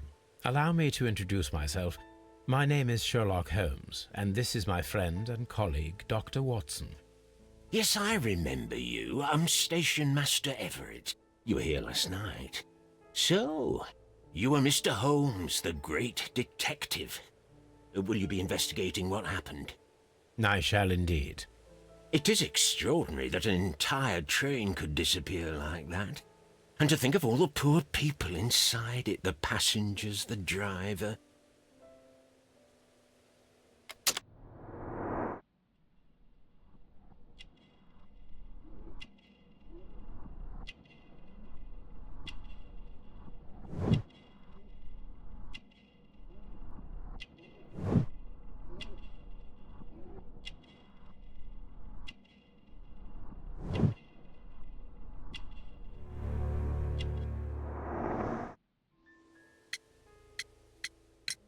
Could you please give us any details about the train? Well, there was nothing so very special about it. At least not that I can recall. My memory's not what it used to be. However, if you need it, you can have the train composition report. It's inside my office. I would be glad to have a detailed map of the local railway district. But of course, please, take the one that's pinned inside the waiting hall. See you later, my good man.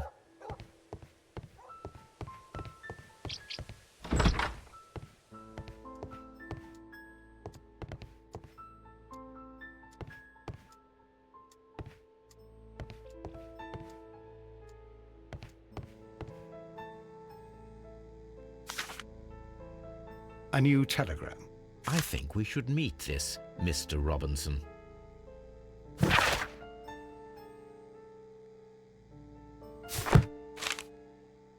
Here is the train set.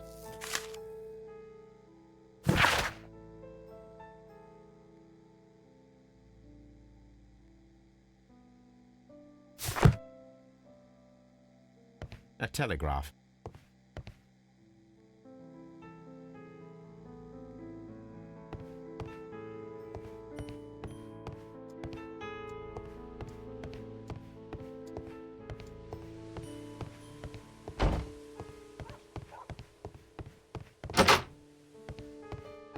Railway post bags.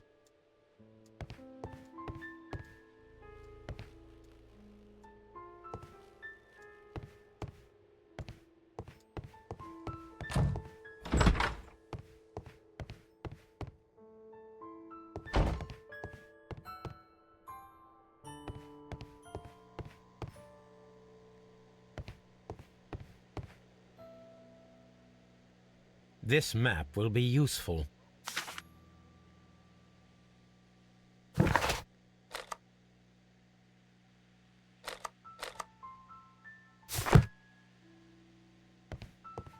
The whole train just disappeared. It's unbelievable.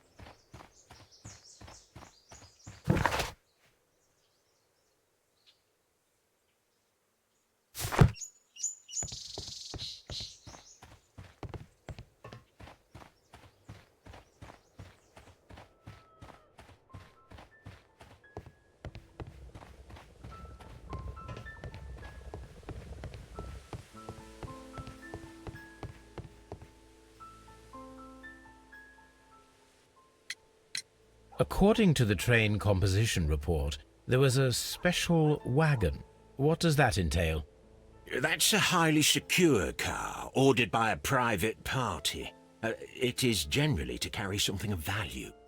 Those wagons have iron walls, you know, without any windows, and they're fitted with a complex key lock. That is important information. Do you know what was inside this particular wagon? Certainly not. No, that's private, and it's not my responsibility to allot the wagons to whoever. Was there anything exceptional about any of the passengers aboard the train? What do you mean? Like officials? I wouldn't know. Oh, but now that you mention it, yes, there was something. There was a message from Bridlington station saying that the train had been delayed because of an issue with the passengers. But what kind of problem that they didn't say? That is interesting. You mentioned a problem at Bridlington station. I should like to visit this station. Could you mark it on the local map? Of course. It's a suburban railway station. You might take a cab there. See you later, my good man.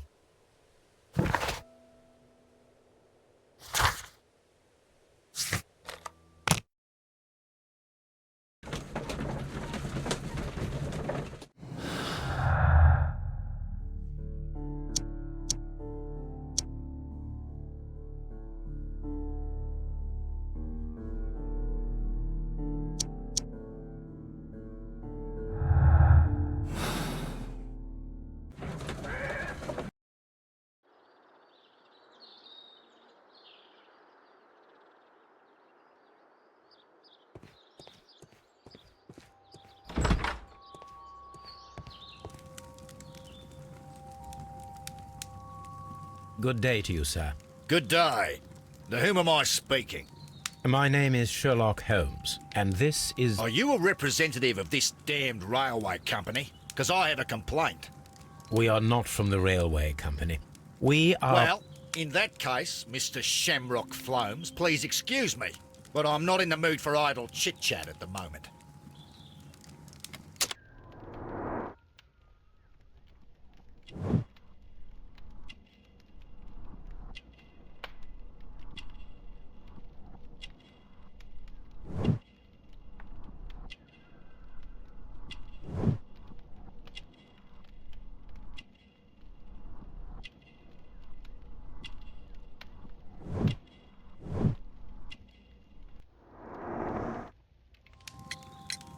You must be Mr. Robinson, is that correct?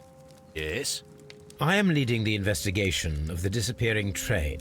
It would help if you could answer my questions. Ah, well, all right. I have nothing to hide. I presume it was you who placed the order for the special wagon. Yes. It was to transport my valuable prototype safely to London. My prototype is a revolutionary device. It is capable of producing electricity. I'm a businessman and an engineer. I had already found several potential customers for my invention, but I was very optimistic about the directors' board who were travelling on the train last night.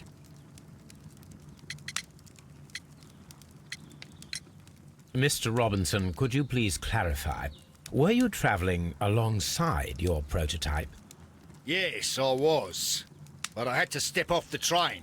And all because of this stupid station master. I received a telegram declaring that an important person, a Mr. Bromsby, wished to see you in the waiting room. I merely informed you of this. Mr. Bromsby is a wealthy gentleman. His interest in my invention was truly unexpected. So yes, of course, I agreed to see him. Unfortunately, he wasn't there. I thought perhaps he might have been delayed, so I chose to wait a while. But despite my requests, the train left the station without me. Absolutely unacceptable. The timetable is strict. We cannot wait any longer. The regulations require the train to be on time. You are an idiot. You will pay for it. I will sue you. You mentioned a director's board. Which company do they own? The Chilean Barcazas Company. I had made an appointment with them. Now they are lost, along with the train and my prototype. What do you know about the Barcazas Company? It's a large South American company.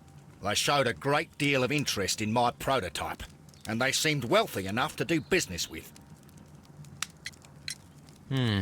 This revolutionary machine of yours, was it very valuable? For God's sake, sir, it is priceless.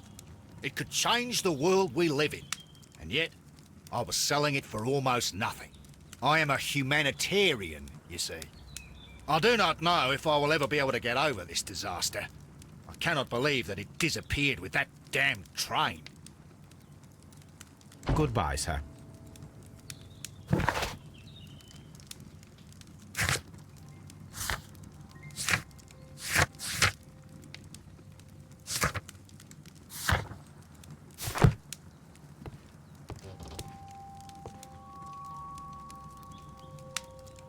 This is an absolute scandal. It's always the same with these rail companies. No respect for the customer.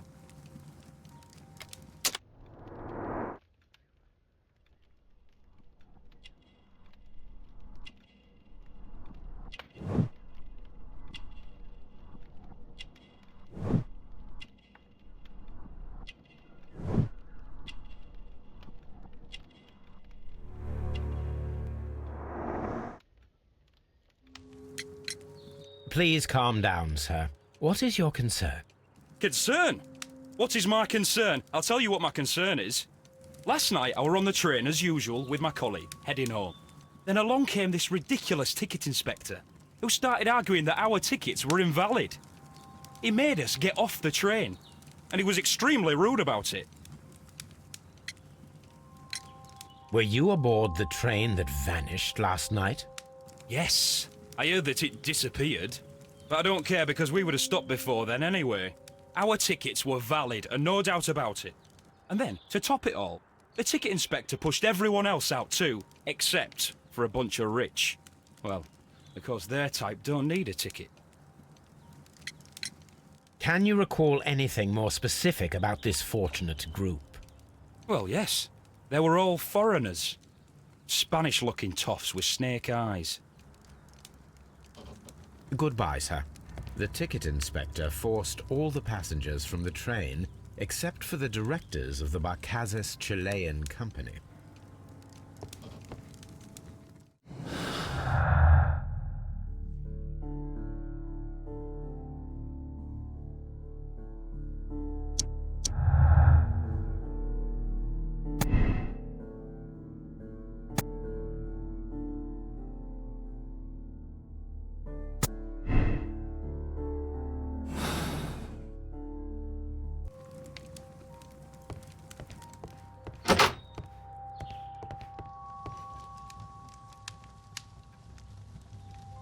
Good day to you, gentlemen. How may I help you? Good day to you, sir. My name is Sherlock Holmes. I am investigating the unfortunate disappearance of last night's train. I see. I'm Station Master Bertram, but my supervisor has not informed me about this. I do not know if... Do not worry. I have only a few questions.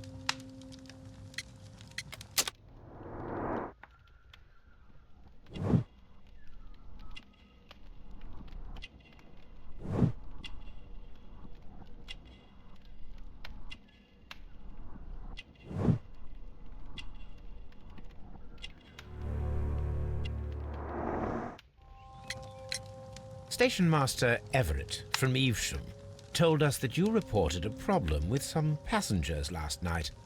Indeed. This train is a regular line for those who work at Nottingham. But yesterday, everyone was asked to get off the train here at my station. I've no idea why, and it delayed the train. But the worst of it is that now I have to deal with two furious passengers who are complaining about the company's service. They stayed here the whole night. But people do not usually pay much attention to the regulations, you see. There are very strict and clear rules. Paragraph 234 of Article 2G-43 states that in the event of a complaint, you must... Yes, thank you. I understand. Apart from the passengers disembarking, did you notice anything else that was unusual last night? I did. And I mentioned it in my report to our higher management on the matter. What was it? Sorry, but I can't tell you. The station master's reports are confidential. Confidential, you say? How long have you been working here? I have worked here long enough to be quite capable of managing a railway station.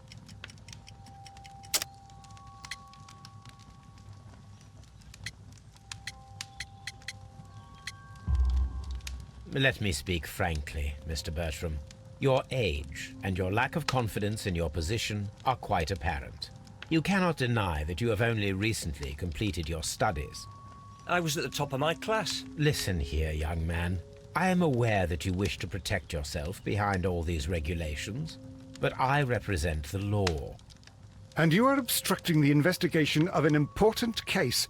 I would suggest that you cooperate with Mr. Holmes. Think of your career. Ah, that is... Well, I'll tell you everything. First of all, I scolded the ticket inspector, for it was he who asked the passengers to leave the train. It was not his right to do so. He was very rude. And then, later on, I received a most peculiar telegram from my colleague at Chesterfield Station, the next stop along the line. What did the telegram say? Well, that was the peculiar thing. It was almost unreadable. It was full of errors and awfully vague. It was hard to understand if the train had correctly passed that station or not. You can read it for yourself. We ought to visit Chesterfield Station. We need to confirm if the station master saw the train or not.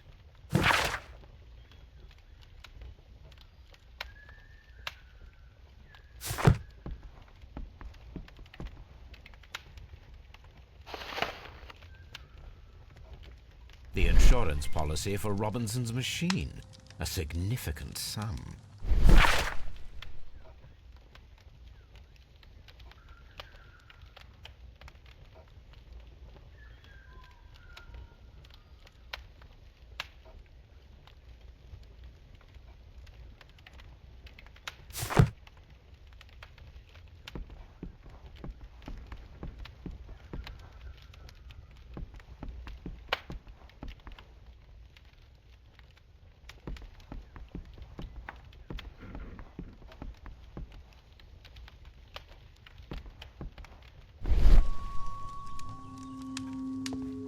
Don't touch anything, please.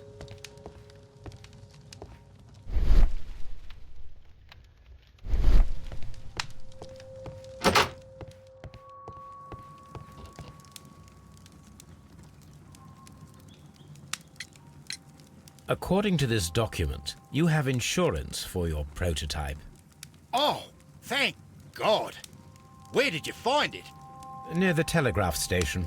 I must have lost it when I tried to send a message, which I was prevented from doing. I apologise for that, but regulations state that public access to the telegraph is strictly prohibited. Upon my word, you keep on digging that hole of yours. You have no idea who I am. I see that you kept your grip sack with you. Why don't you leave it in the luggage room? I've had other things to think about. I lost my prototype. And this idiot station master just stands here doing nothing to help. Oh, but... Well, that won't do at all. Station master, I believe that the regulations state that any passenger luggage should be taken to the luggage room. I'll do it right away, sir. Sorry, sir. This Robinson is quite a character. We should learn more about him.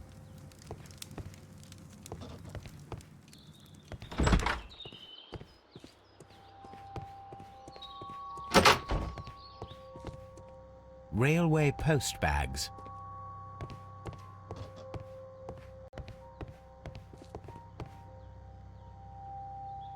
This grip sack belongs to Mr. Robinson. I think we should open it, Holmes. This is what they call force majeure. I'll keep watch. Of course.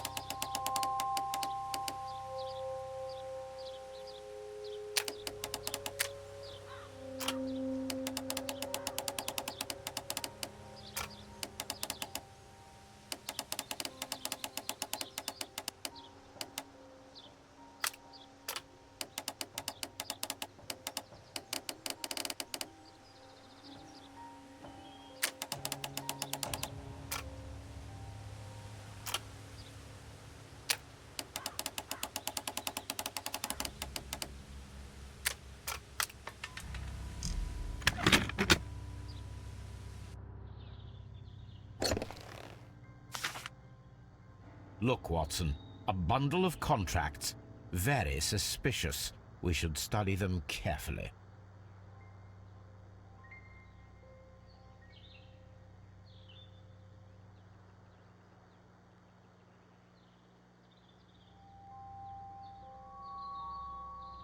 Mr. Robinson is the seller. An exclusive sales contract.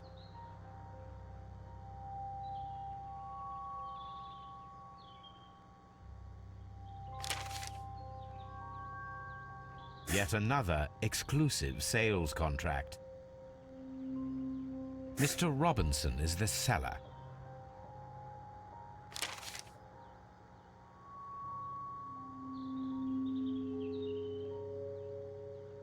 Mr. Robinson is the seller.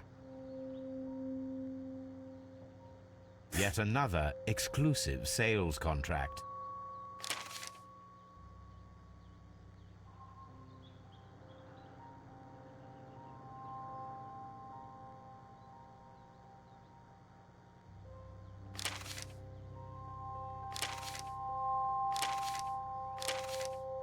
Yet another. Mr. Robinson is the seller. Well, it is very clear that this Mr. Robinson received prepayments from various people for his machine.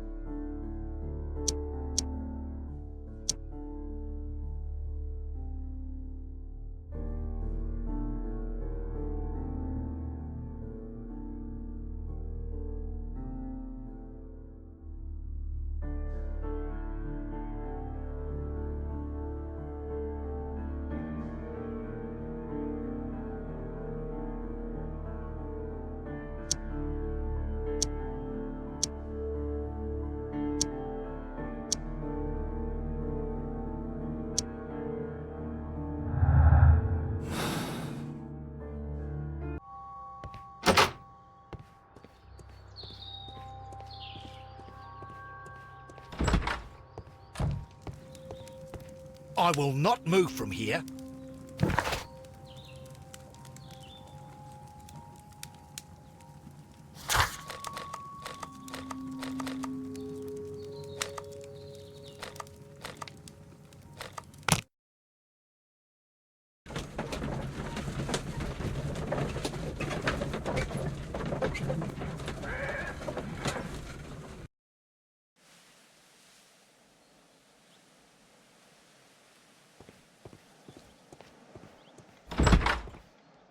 This bin is full of empty bottles.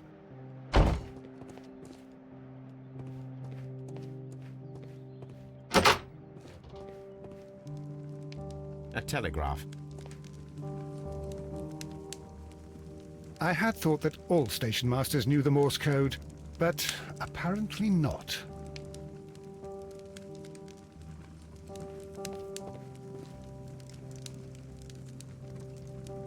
How could he fall asleep at work like this?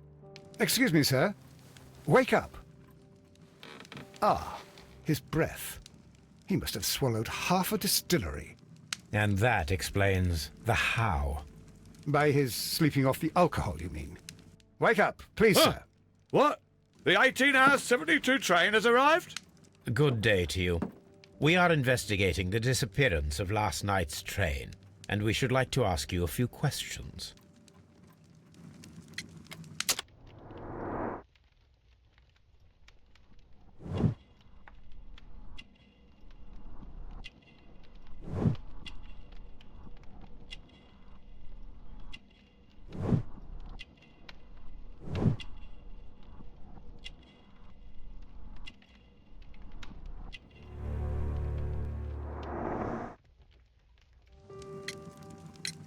Were there any passengers who got off that particular train at your station last night? No, nobody, it seems to me. Although I did not leave my office, so... No doubt you were very busy. You don't say. You can't ever get any peace around here. Now you have to send a telegram each time a train arrives and departs. Station Master Bertram from Bridlington showed me a strange telegram that he received from you last night. It concerned the train, but it was barely comprehensible. What? He's a fastidious little twerp, that Bertram. I remember everything quite clearly. It was late, and I was tired, but I did my work. So what? There's no need to be so petty.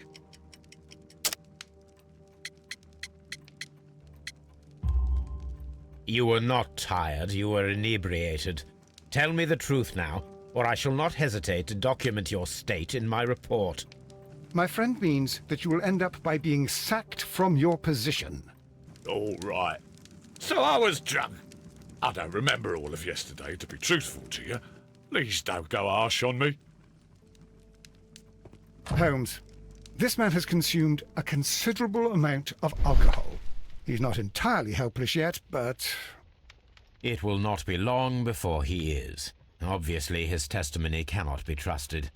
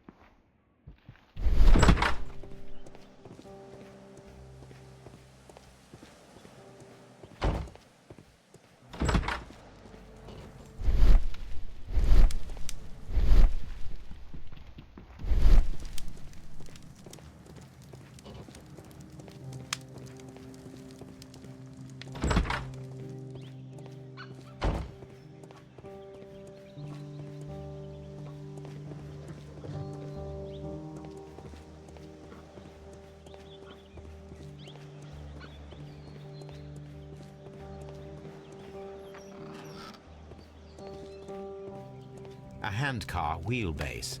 Interesting. It appears that elements of the same construction were scattered everywhere.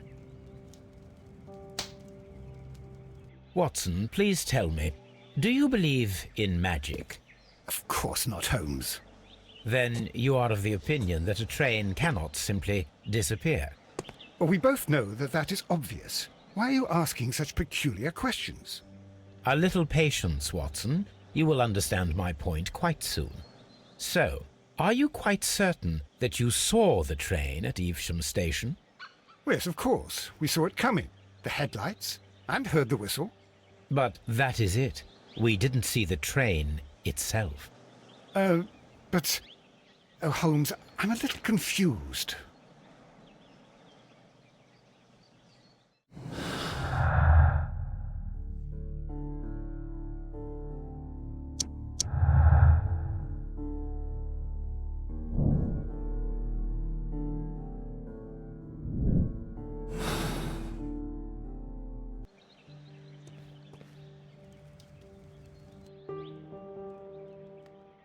I should use the appropriate object here. I should use the appropriate object here. I should use the appropriate object here.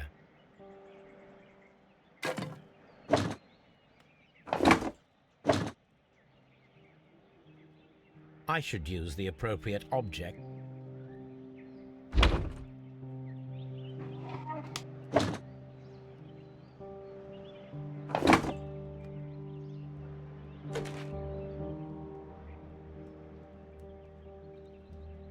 I should use the appropriate object here.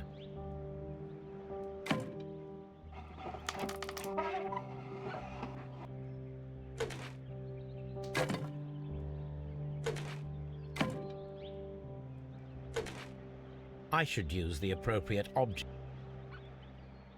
I should use.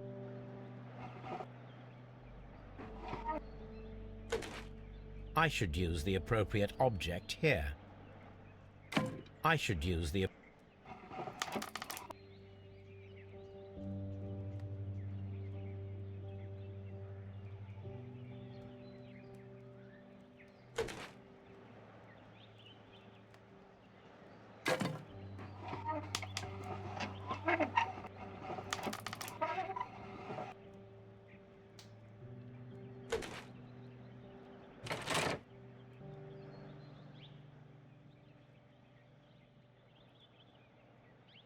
I should use the.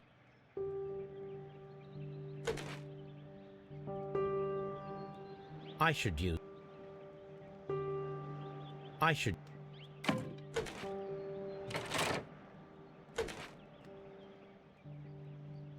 I should use.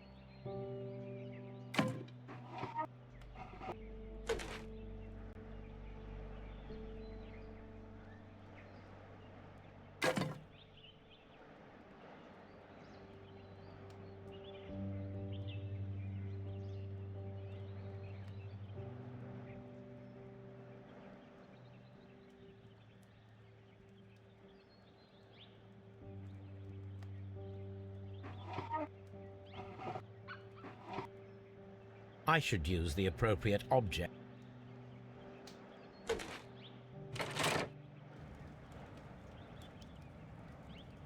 So, now here we have the fake train that we saw approaching Evesham station last night. Doesn't look much like a train to me. Be patient, Watson, I haven't finished yet. Try using your imagination. Our train requires only a headlight and a steam whistle.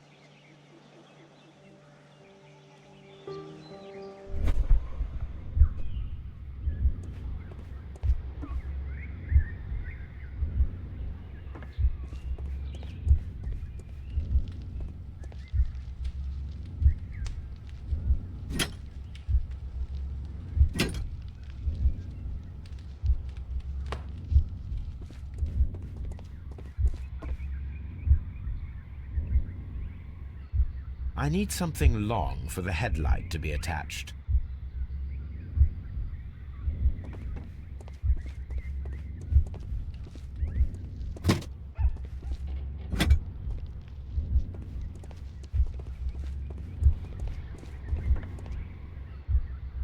The long pole is now attached. It will allow us to connect the headlight. The headlight is attached. The steam whistle is now connected. Holmes, what can we do to make the steam whistle work? It is elementary, my dear Watson. We shall need a fire extinguisher. The fire extinguisher. Now let us see what we have here. The steam whistle is ready to be used.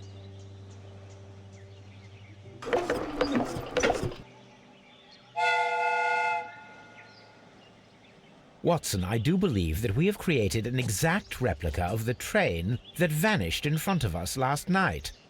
The criminal mind can be most inventive. I am somewhat in awe. So such a thing is possible. If someone went to all the trouble of creating this fake train, then it was surely with the intention of stealing the real one. Ah, Watson, you should not jump to conclusions. In fact, this does not tell us very much at all, except that the train did not evaporate into thin air. Although you half suspected it. At any rate, we now need to find where the real train might be hidden. I suggest we use my archives to find a more detailed map of our surroundings. Well, I hope that justifies our having to load your massive archive suitcase onto the cab. It made us extremely unpopular with our driver.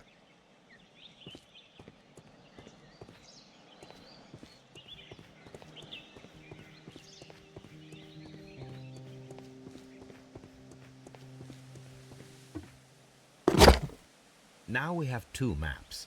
We must combine them properly.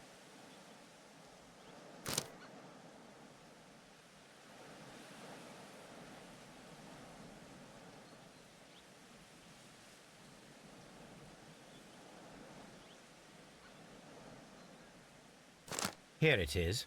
There is a side branch to the railway. Its first switch is located between Bridlington and Chesterfield stations. There is one more station to be visited. It is located between Chesterfield and Evesham, and there should be a side railway to the nearby quarry. There is a small section of a railway at the end of Evesham station. This suitcase contains my archives. We can consult with it if needed.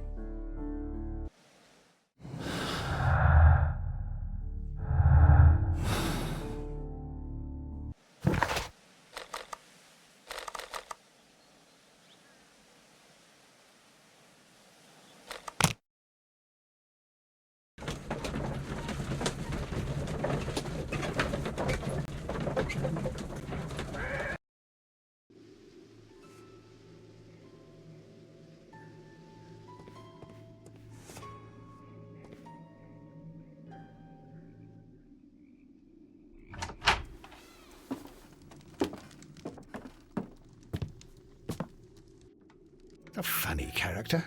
He looks anxious. And he is not an Englishman.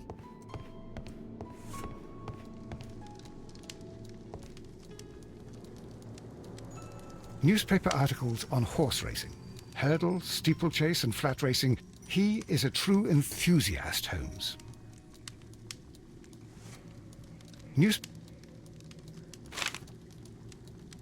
Betting slips for horse racing.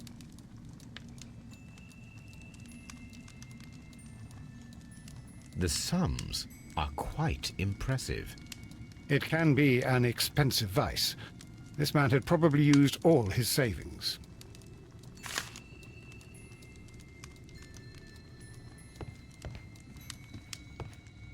A telegraph.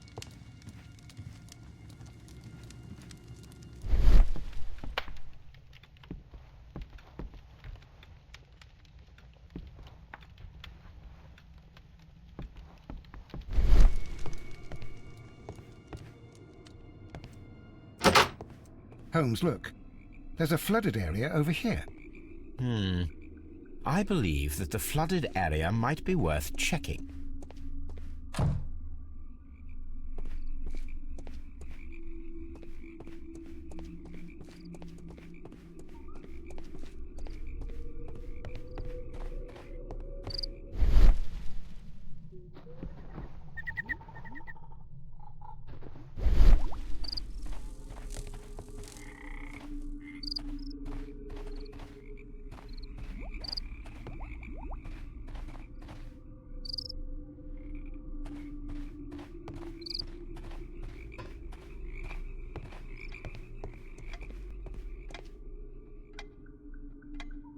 Good day to you, sir. My name is Sherlock Holmes, and this is Dr. John Watson. We are investigating the case of the vanished train. Is that so? Well, good day, gentlemen. I am Mr. Duff, the station master of this station. I'll be happy to help you in any way I can, but there's not much that I can tell you about last night.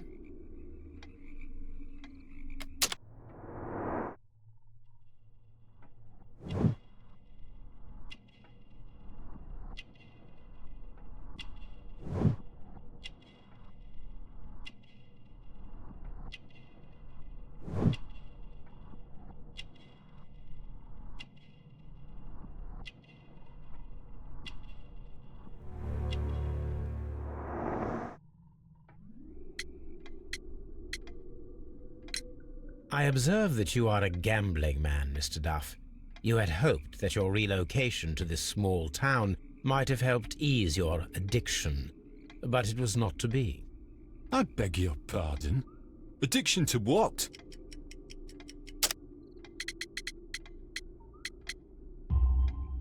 We found a number of horse racing tickets inside your office.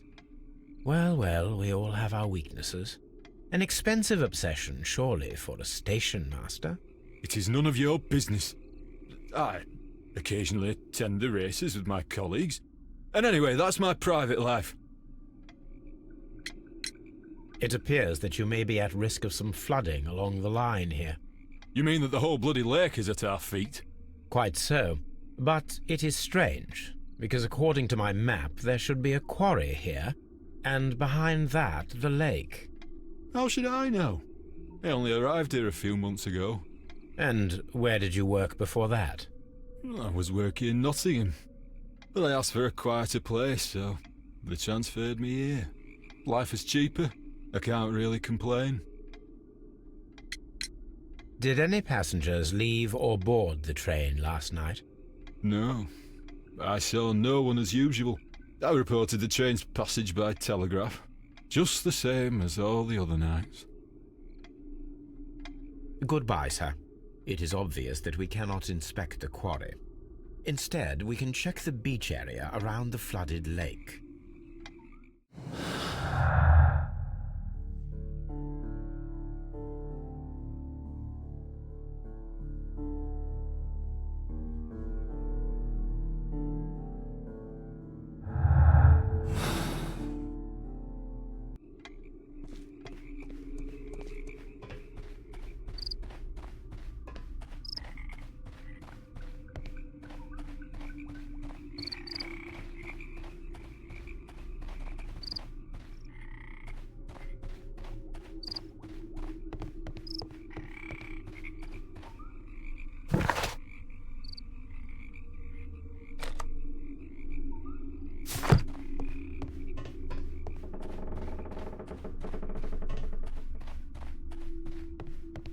This railway branch should lead to the quarry. The rail is rusted and looks old, but the railway is still usable. The switch is rusted, but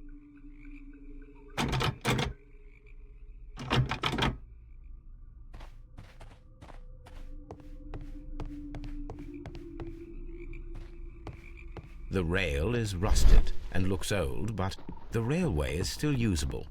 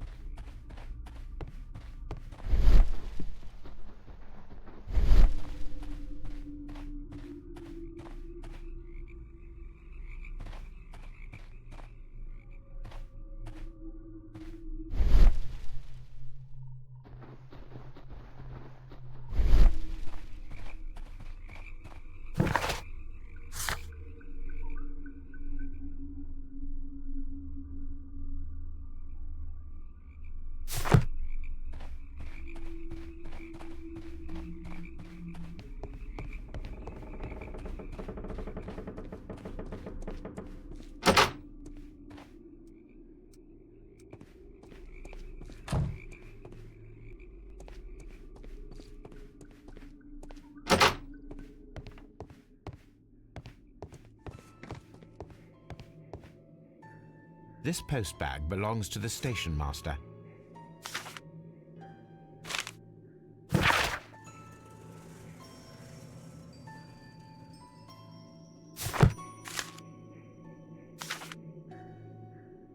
The station master appears to have found himself in some financial trouble.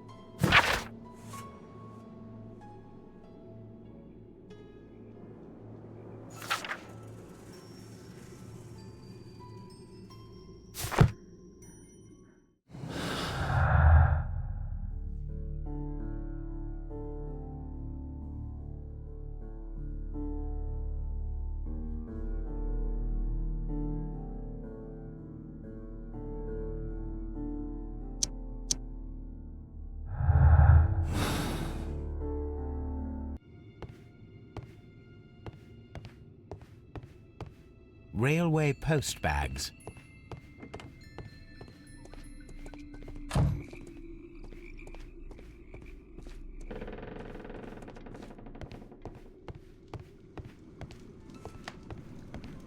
Watson, would you like some tea? No.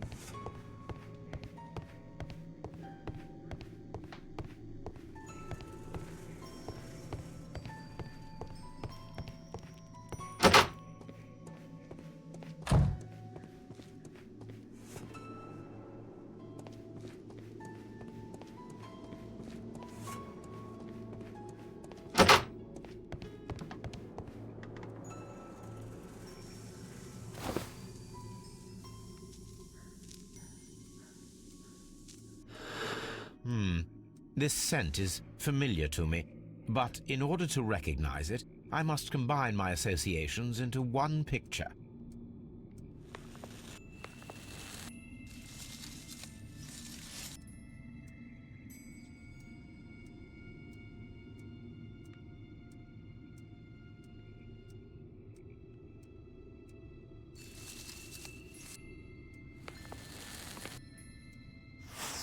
A greenish-brown cigar with a strong aroma, a hint of peppermint. Ricardo. You already know the name of this man? Holmes, you amaze me. No, Watson, I refer to the cigar. It is a Ricardo Turrent, a Mexican cigar of an excellent quality. Quite an expensive one, too.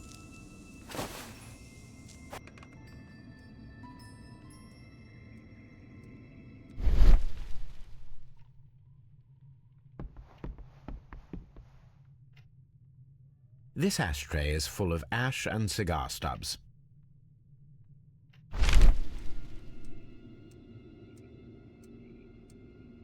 Apparently, there was a conflict between the Mexicans and the Chileans.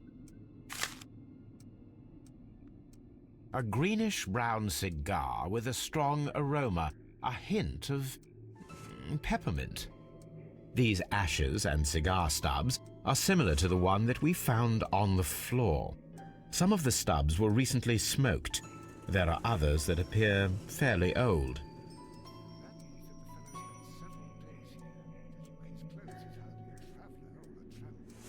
Well concluded, my dear fellow.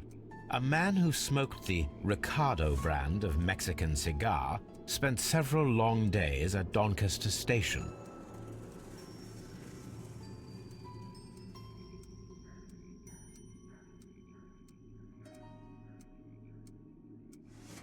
This ashtray is full.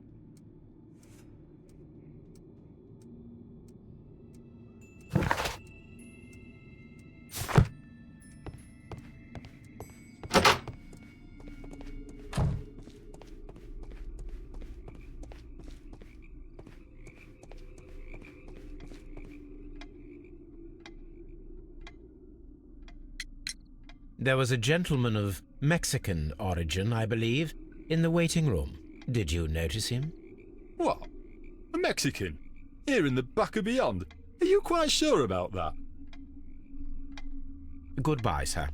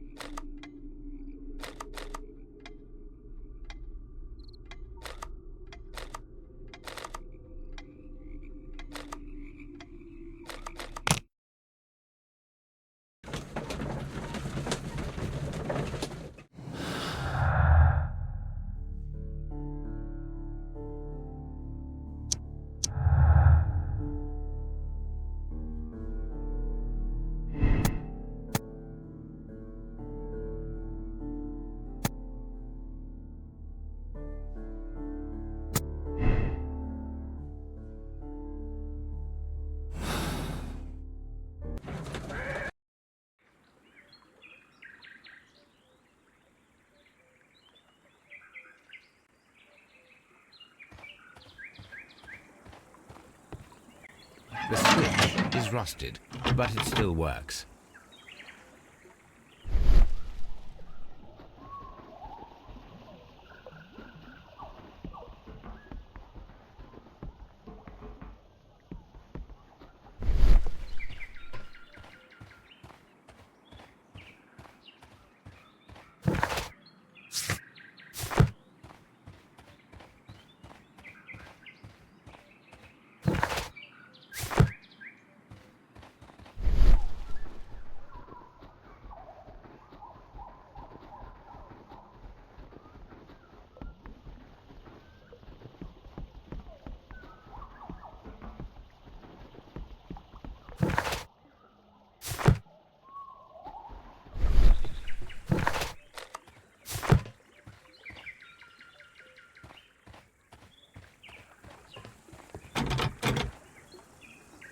The switch is rusted.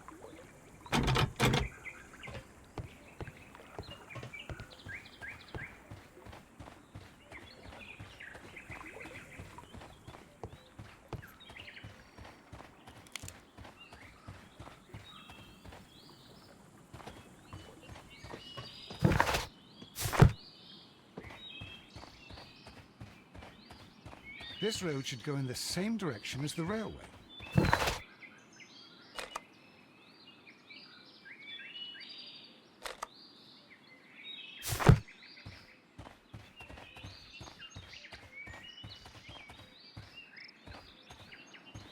A fake train. Ha! What a clever and...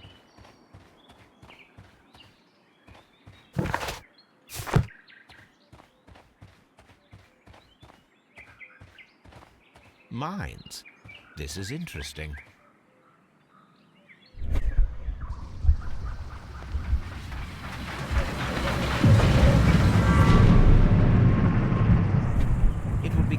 possible for someone to redirect the train towards the mines.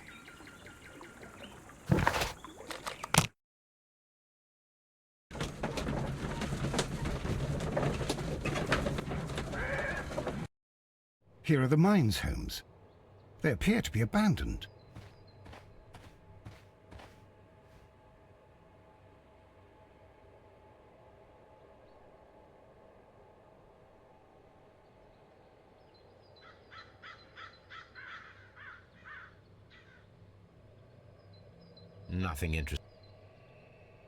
Nothing interesting here.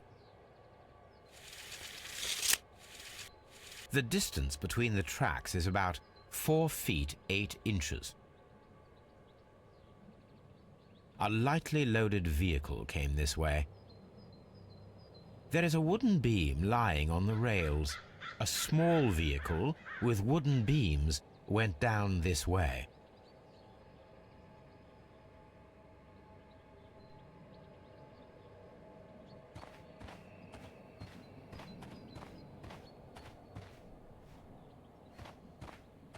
This mine has completely collapsed, Holmes.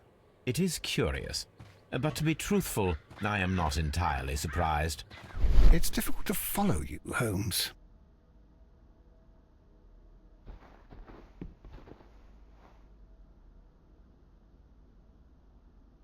Someone removed these screws, most probably to take down the rails. A few feet of the rails have been dismantled.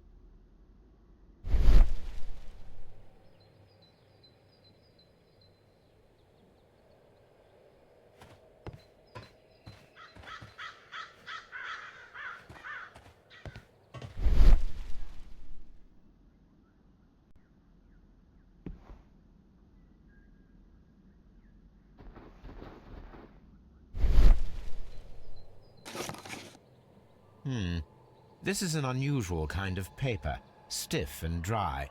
It was used for a specific purpose. Let us look inside.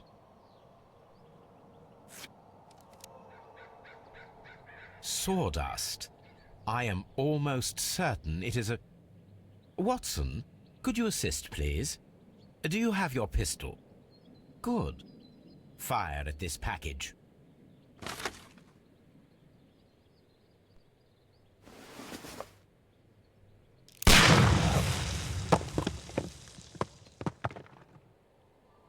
Dynamite.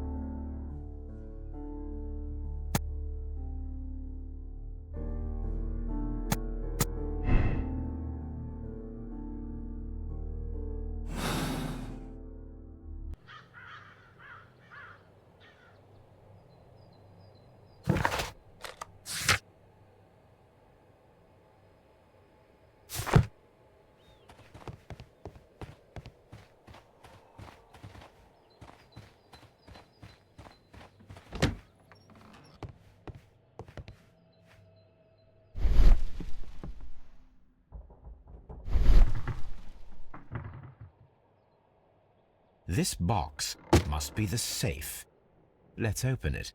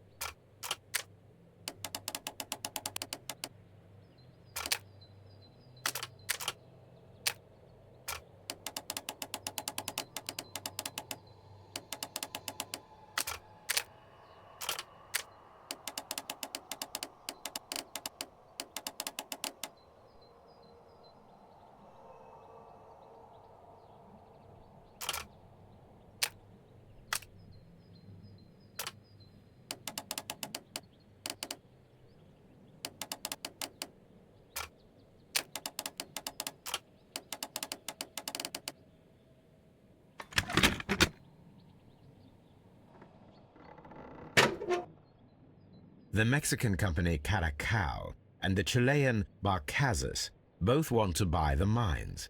I need more information. Perhaps Mycroft could help.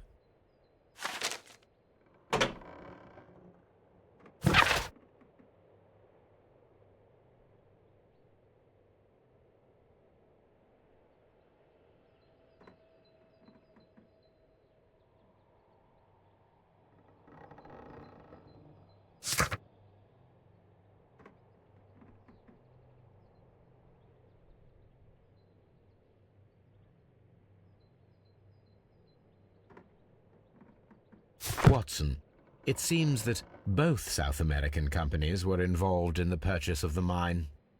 The man at Doncaster who flared our approach, he smokes Mexican cigars. Perhaps... Yes, Watson. We should certainly speak with him.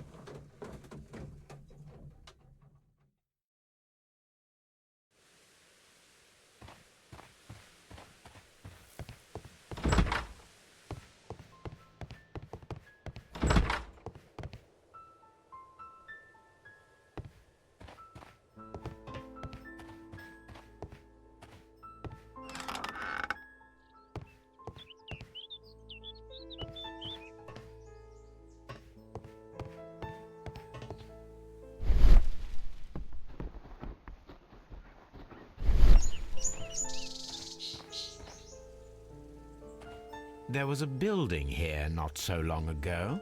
But I don't understand, Holmes. Why would anyone destroy the shed in such a manner? It was disassembled in great haste. It is most odd.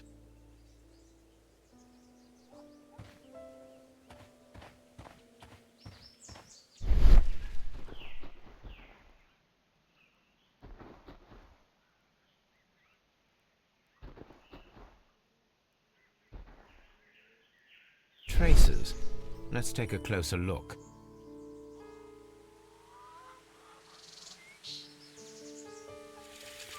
The distance between the tracks is about 6 feet 7 inches. The vehicle would have been heavy, as these tracks are quite deep. These traces are relatively fresh and were made by a large truck loaded with materials.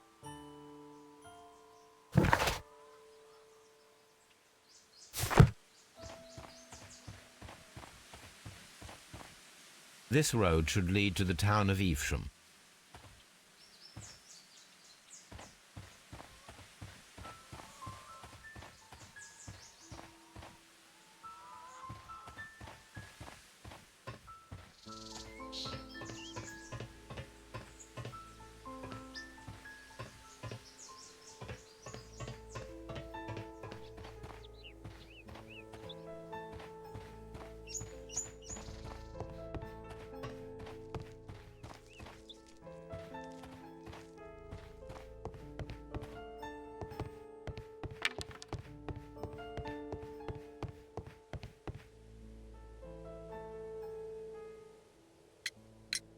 It appears that there was a small warehouse near your station and that it was disassembled. Why is that?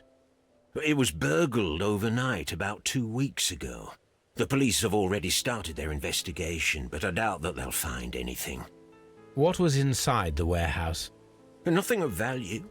A few hundred feet of standby rails and some spare railway parts. But it wouldn't be easy to steal all of that. Why would anyone want to? See you later, my good man.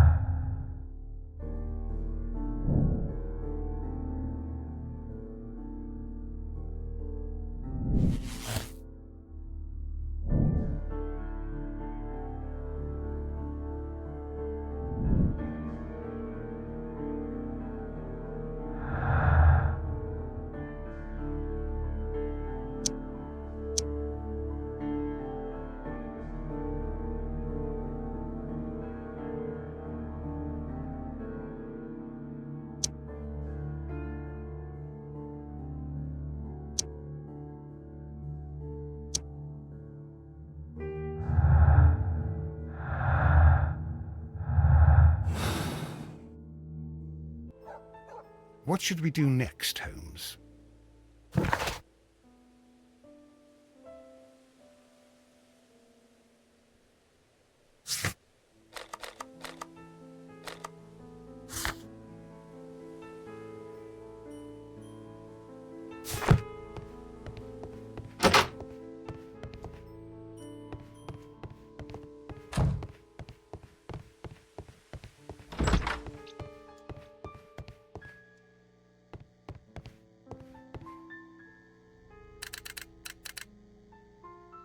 I asked Mycroft to find out some information on the WEA Coal Company. Here is his reply, and it is an interesting one.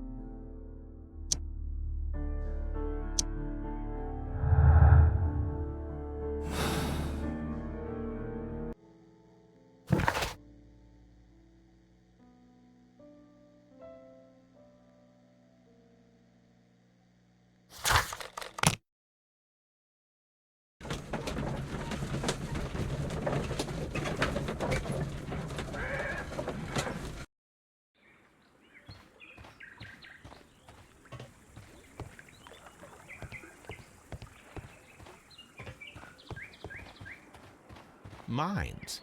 This is interesting.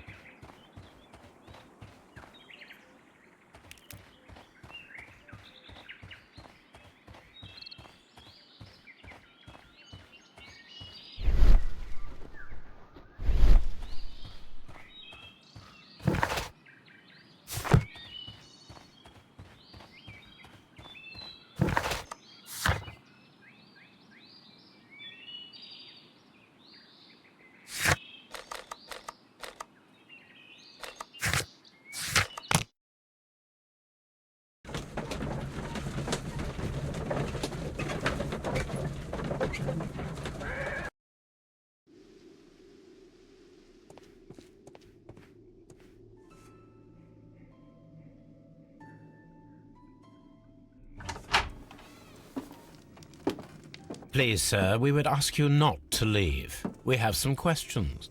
Are you the police? No, we are employed by the railway company.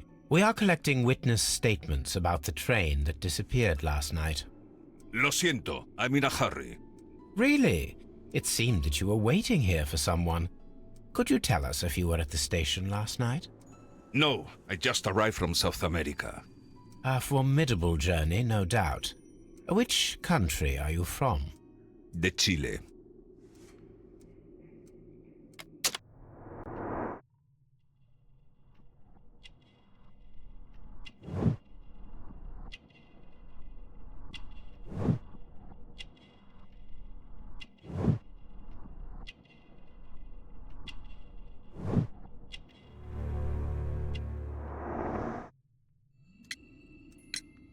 Chile, but you are Mexican. No, you are wrong. Why would you think I'm Mexican? Because of your cigars. Sí, cigarrillos. So what? Those cigars are the Ricardo brand, from Mexico. It is quite impossible to find them anywhere but there. Pero not your business. I don't suppose that you are on vacation. What business brought you here? I was to meet my fellow compañeros. Where did you arrive yesterday? They were on that damn train. I will stay here and hope that the authorities find them, or their bodies. It's now my responsibility to repatriate them. Who authorized you to do that? The company I work for. Could you tell me the name of the company? It's not your concern. And what is your name? Enough questions. Buenas tardes. Not a very friendly man.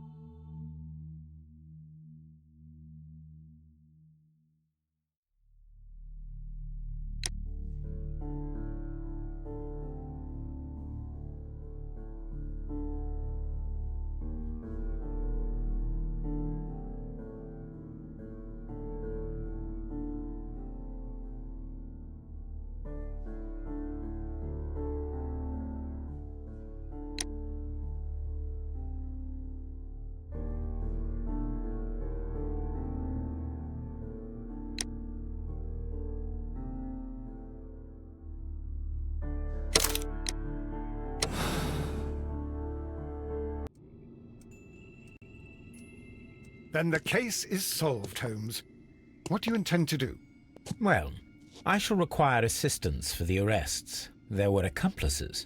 Ah, but I know that look. You have your own ideas. What are they, Holmes? On the one hand, we have the local constabulary and advice from our friend Lestrade. The problem we have there is that the authorities seem to be incapable of acting quietly. They rely on brute force. It could result in an international scandal. Our other option is Brother Mycroft and his tedious political games. He will locate the guilty parties without any trouble, but it will be a long and drawn-out process, and possibly with some compromise that will be to Mycroft's benefit. But I think I'd prefer to give Mycroft a chance. We should overlook our personal differences on this occasion. Let us go home, then. I'd like to begin writing a draft of this story. I did not say that we had finished here yet. Well, all right. What did I miss? Watson, we know that the Barcazas Company directors were trapped under the collapsed mines, along with the train and Robinson's prototype. But we still need to corner the guilty party. But how do you intend to prove... Oh, no. Please don't tell me we have to dig out the mines. Huh. You may rest assured that I have a far better idea. We have only to use our corrupt Doncaster station master as bait. He will unwittingly trap our Mexican friend. Of course, you already had a plan. I shall follow you, Holmes. Well, the case is solved, and we shall be heading home. May we have 2 tickets to London, please? Right away. Wait a minute. You've solved the case? In a manner of speaking. Can you believe that the rescue service miraculously saved one of the Chileans who were on board the train? The police have ordered his immediate escort to London on the next train. He pulled through, then? He's alive? Yes, by extreme good fortune. His condition is quite serious, and the method of transportation has its risk, but he will be held securely by the doctor and police officers. The gentleman carries some vital information on this case. I am sure of it. Ah, really? Your station will be famous, Mr. Duff. The journalists will be here before you know it. Goodbye, sir. Goodbye, gentlemen.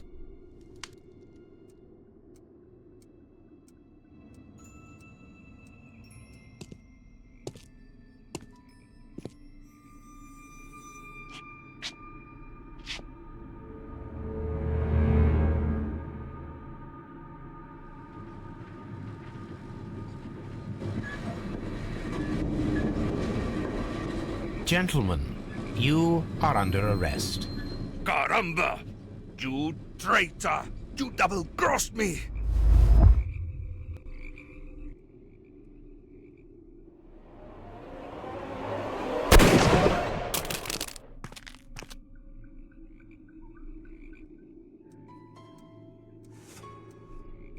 Good shot, Watson. I always knew you were a talented marksman. I didn't want another life lost in this case, Holmes. Oh my God! I thought I was a dead man. You shouldn't be so glad about it. You'll be up before the judge. Your testimony will be of great importance to the investigation. I would remind you that your cooperation will be the best way to ease your sentence. By the way, Watson, would you be so kind as to give me some shooting lessons later on? Yes, but not in our sitting room, and not with you wearing a blindfold.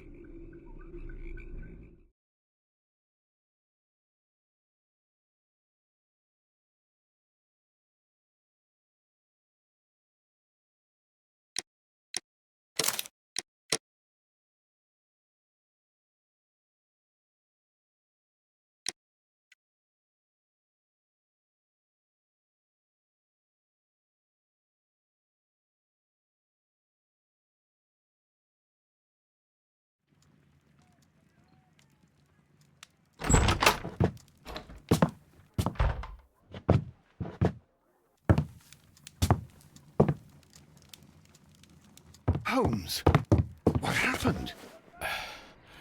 I feel deathly. And you look it. Let me examine you. Please don't tell me that you've returned to your old habits.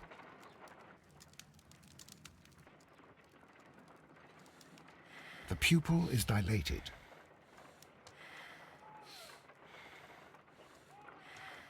The pupil is... The temperature appears to be normal. I need to concentrate and count the heartbeats.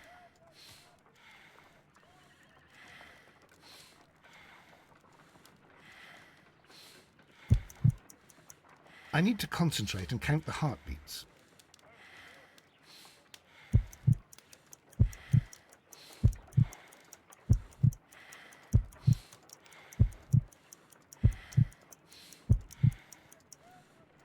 A weak pulse, around 50 beats per minute. But you're dying, Holmes. Your pulse rate is dropping. We need to get you to the hospital immediately. The antidote. Give it to me. The antidote? You mean that you're poisoned? Now. Please. Here, drink it all. Don't tell me that you did this to yourself. Hemlock and datura. I was compelled to. Holmes, imagine if I'd not returned home when I did. What might have happened? I knew that you would. Mr. Holmes, Inspector Lestrade is here to see you. Mr. Holmes is unable to see anyone at the moment. He is unwell. A good day, Inspector. Ah, Mr. Holmes. I'm glad to find you here. I need your help. This is a strange one. We have brought in 2 young bankers from the city, sons of lords, members of the chamber, and so on and so forth. They were found stranded in a rowing boat that was drifting on the Thames. A romantic escapade with an unhappy ending, Lestrade. What? Well, yes, they were both in the bath, but, what? As I said. And they were tied together. You are lacking in imagination, Inspector. Well, no, I'm not. Anyway, there was a banner flapping about in the boat with the RMS Oceanic printed on it and signed by the Merry Men. The Oceanic? Isn't that the largest steamer ever built? Yes. And these 2 young banker chaps are sons of the owners of the White Star Line, the company that built it. There are rumours of corruption. I'm not interested in politics, Lestrade. I'll keep it then. Here's another one that's a bit more complex and maybe to your liking. It's a murder, but we're unable to find any weapon. We haven't touched anything. It's at the Roman Baths in Strand Lane. A murder, a vanishing weapon, the Roman Baths. That's for us. Watson, fetch your hat.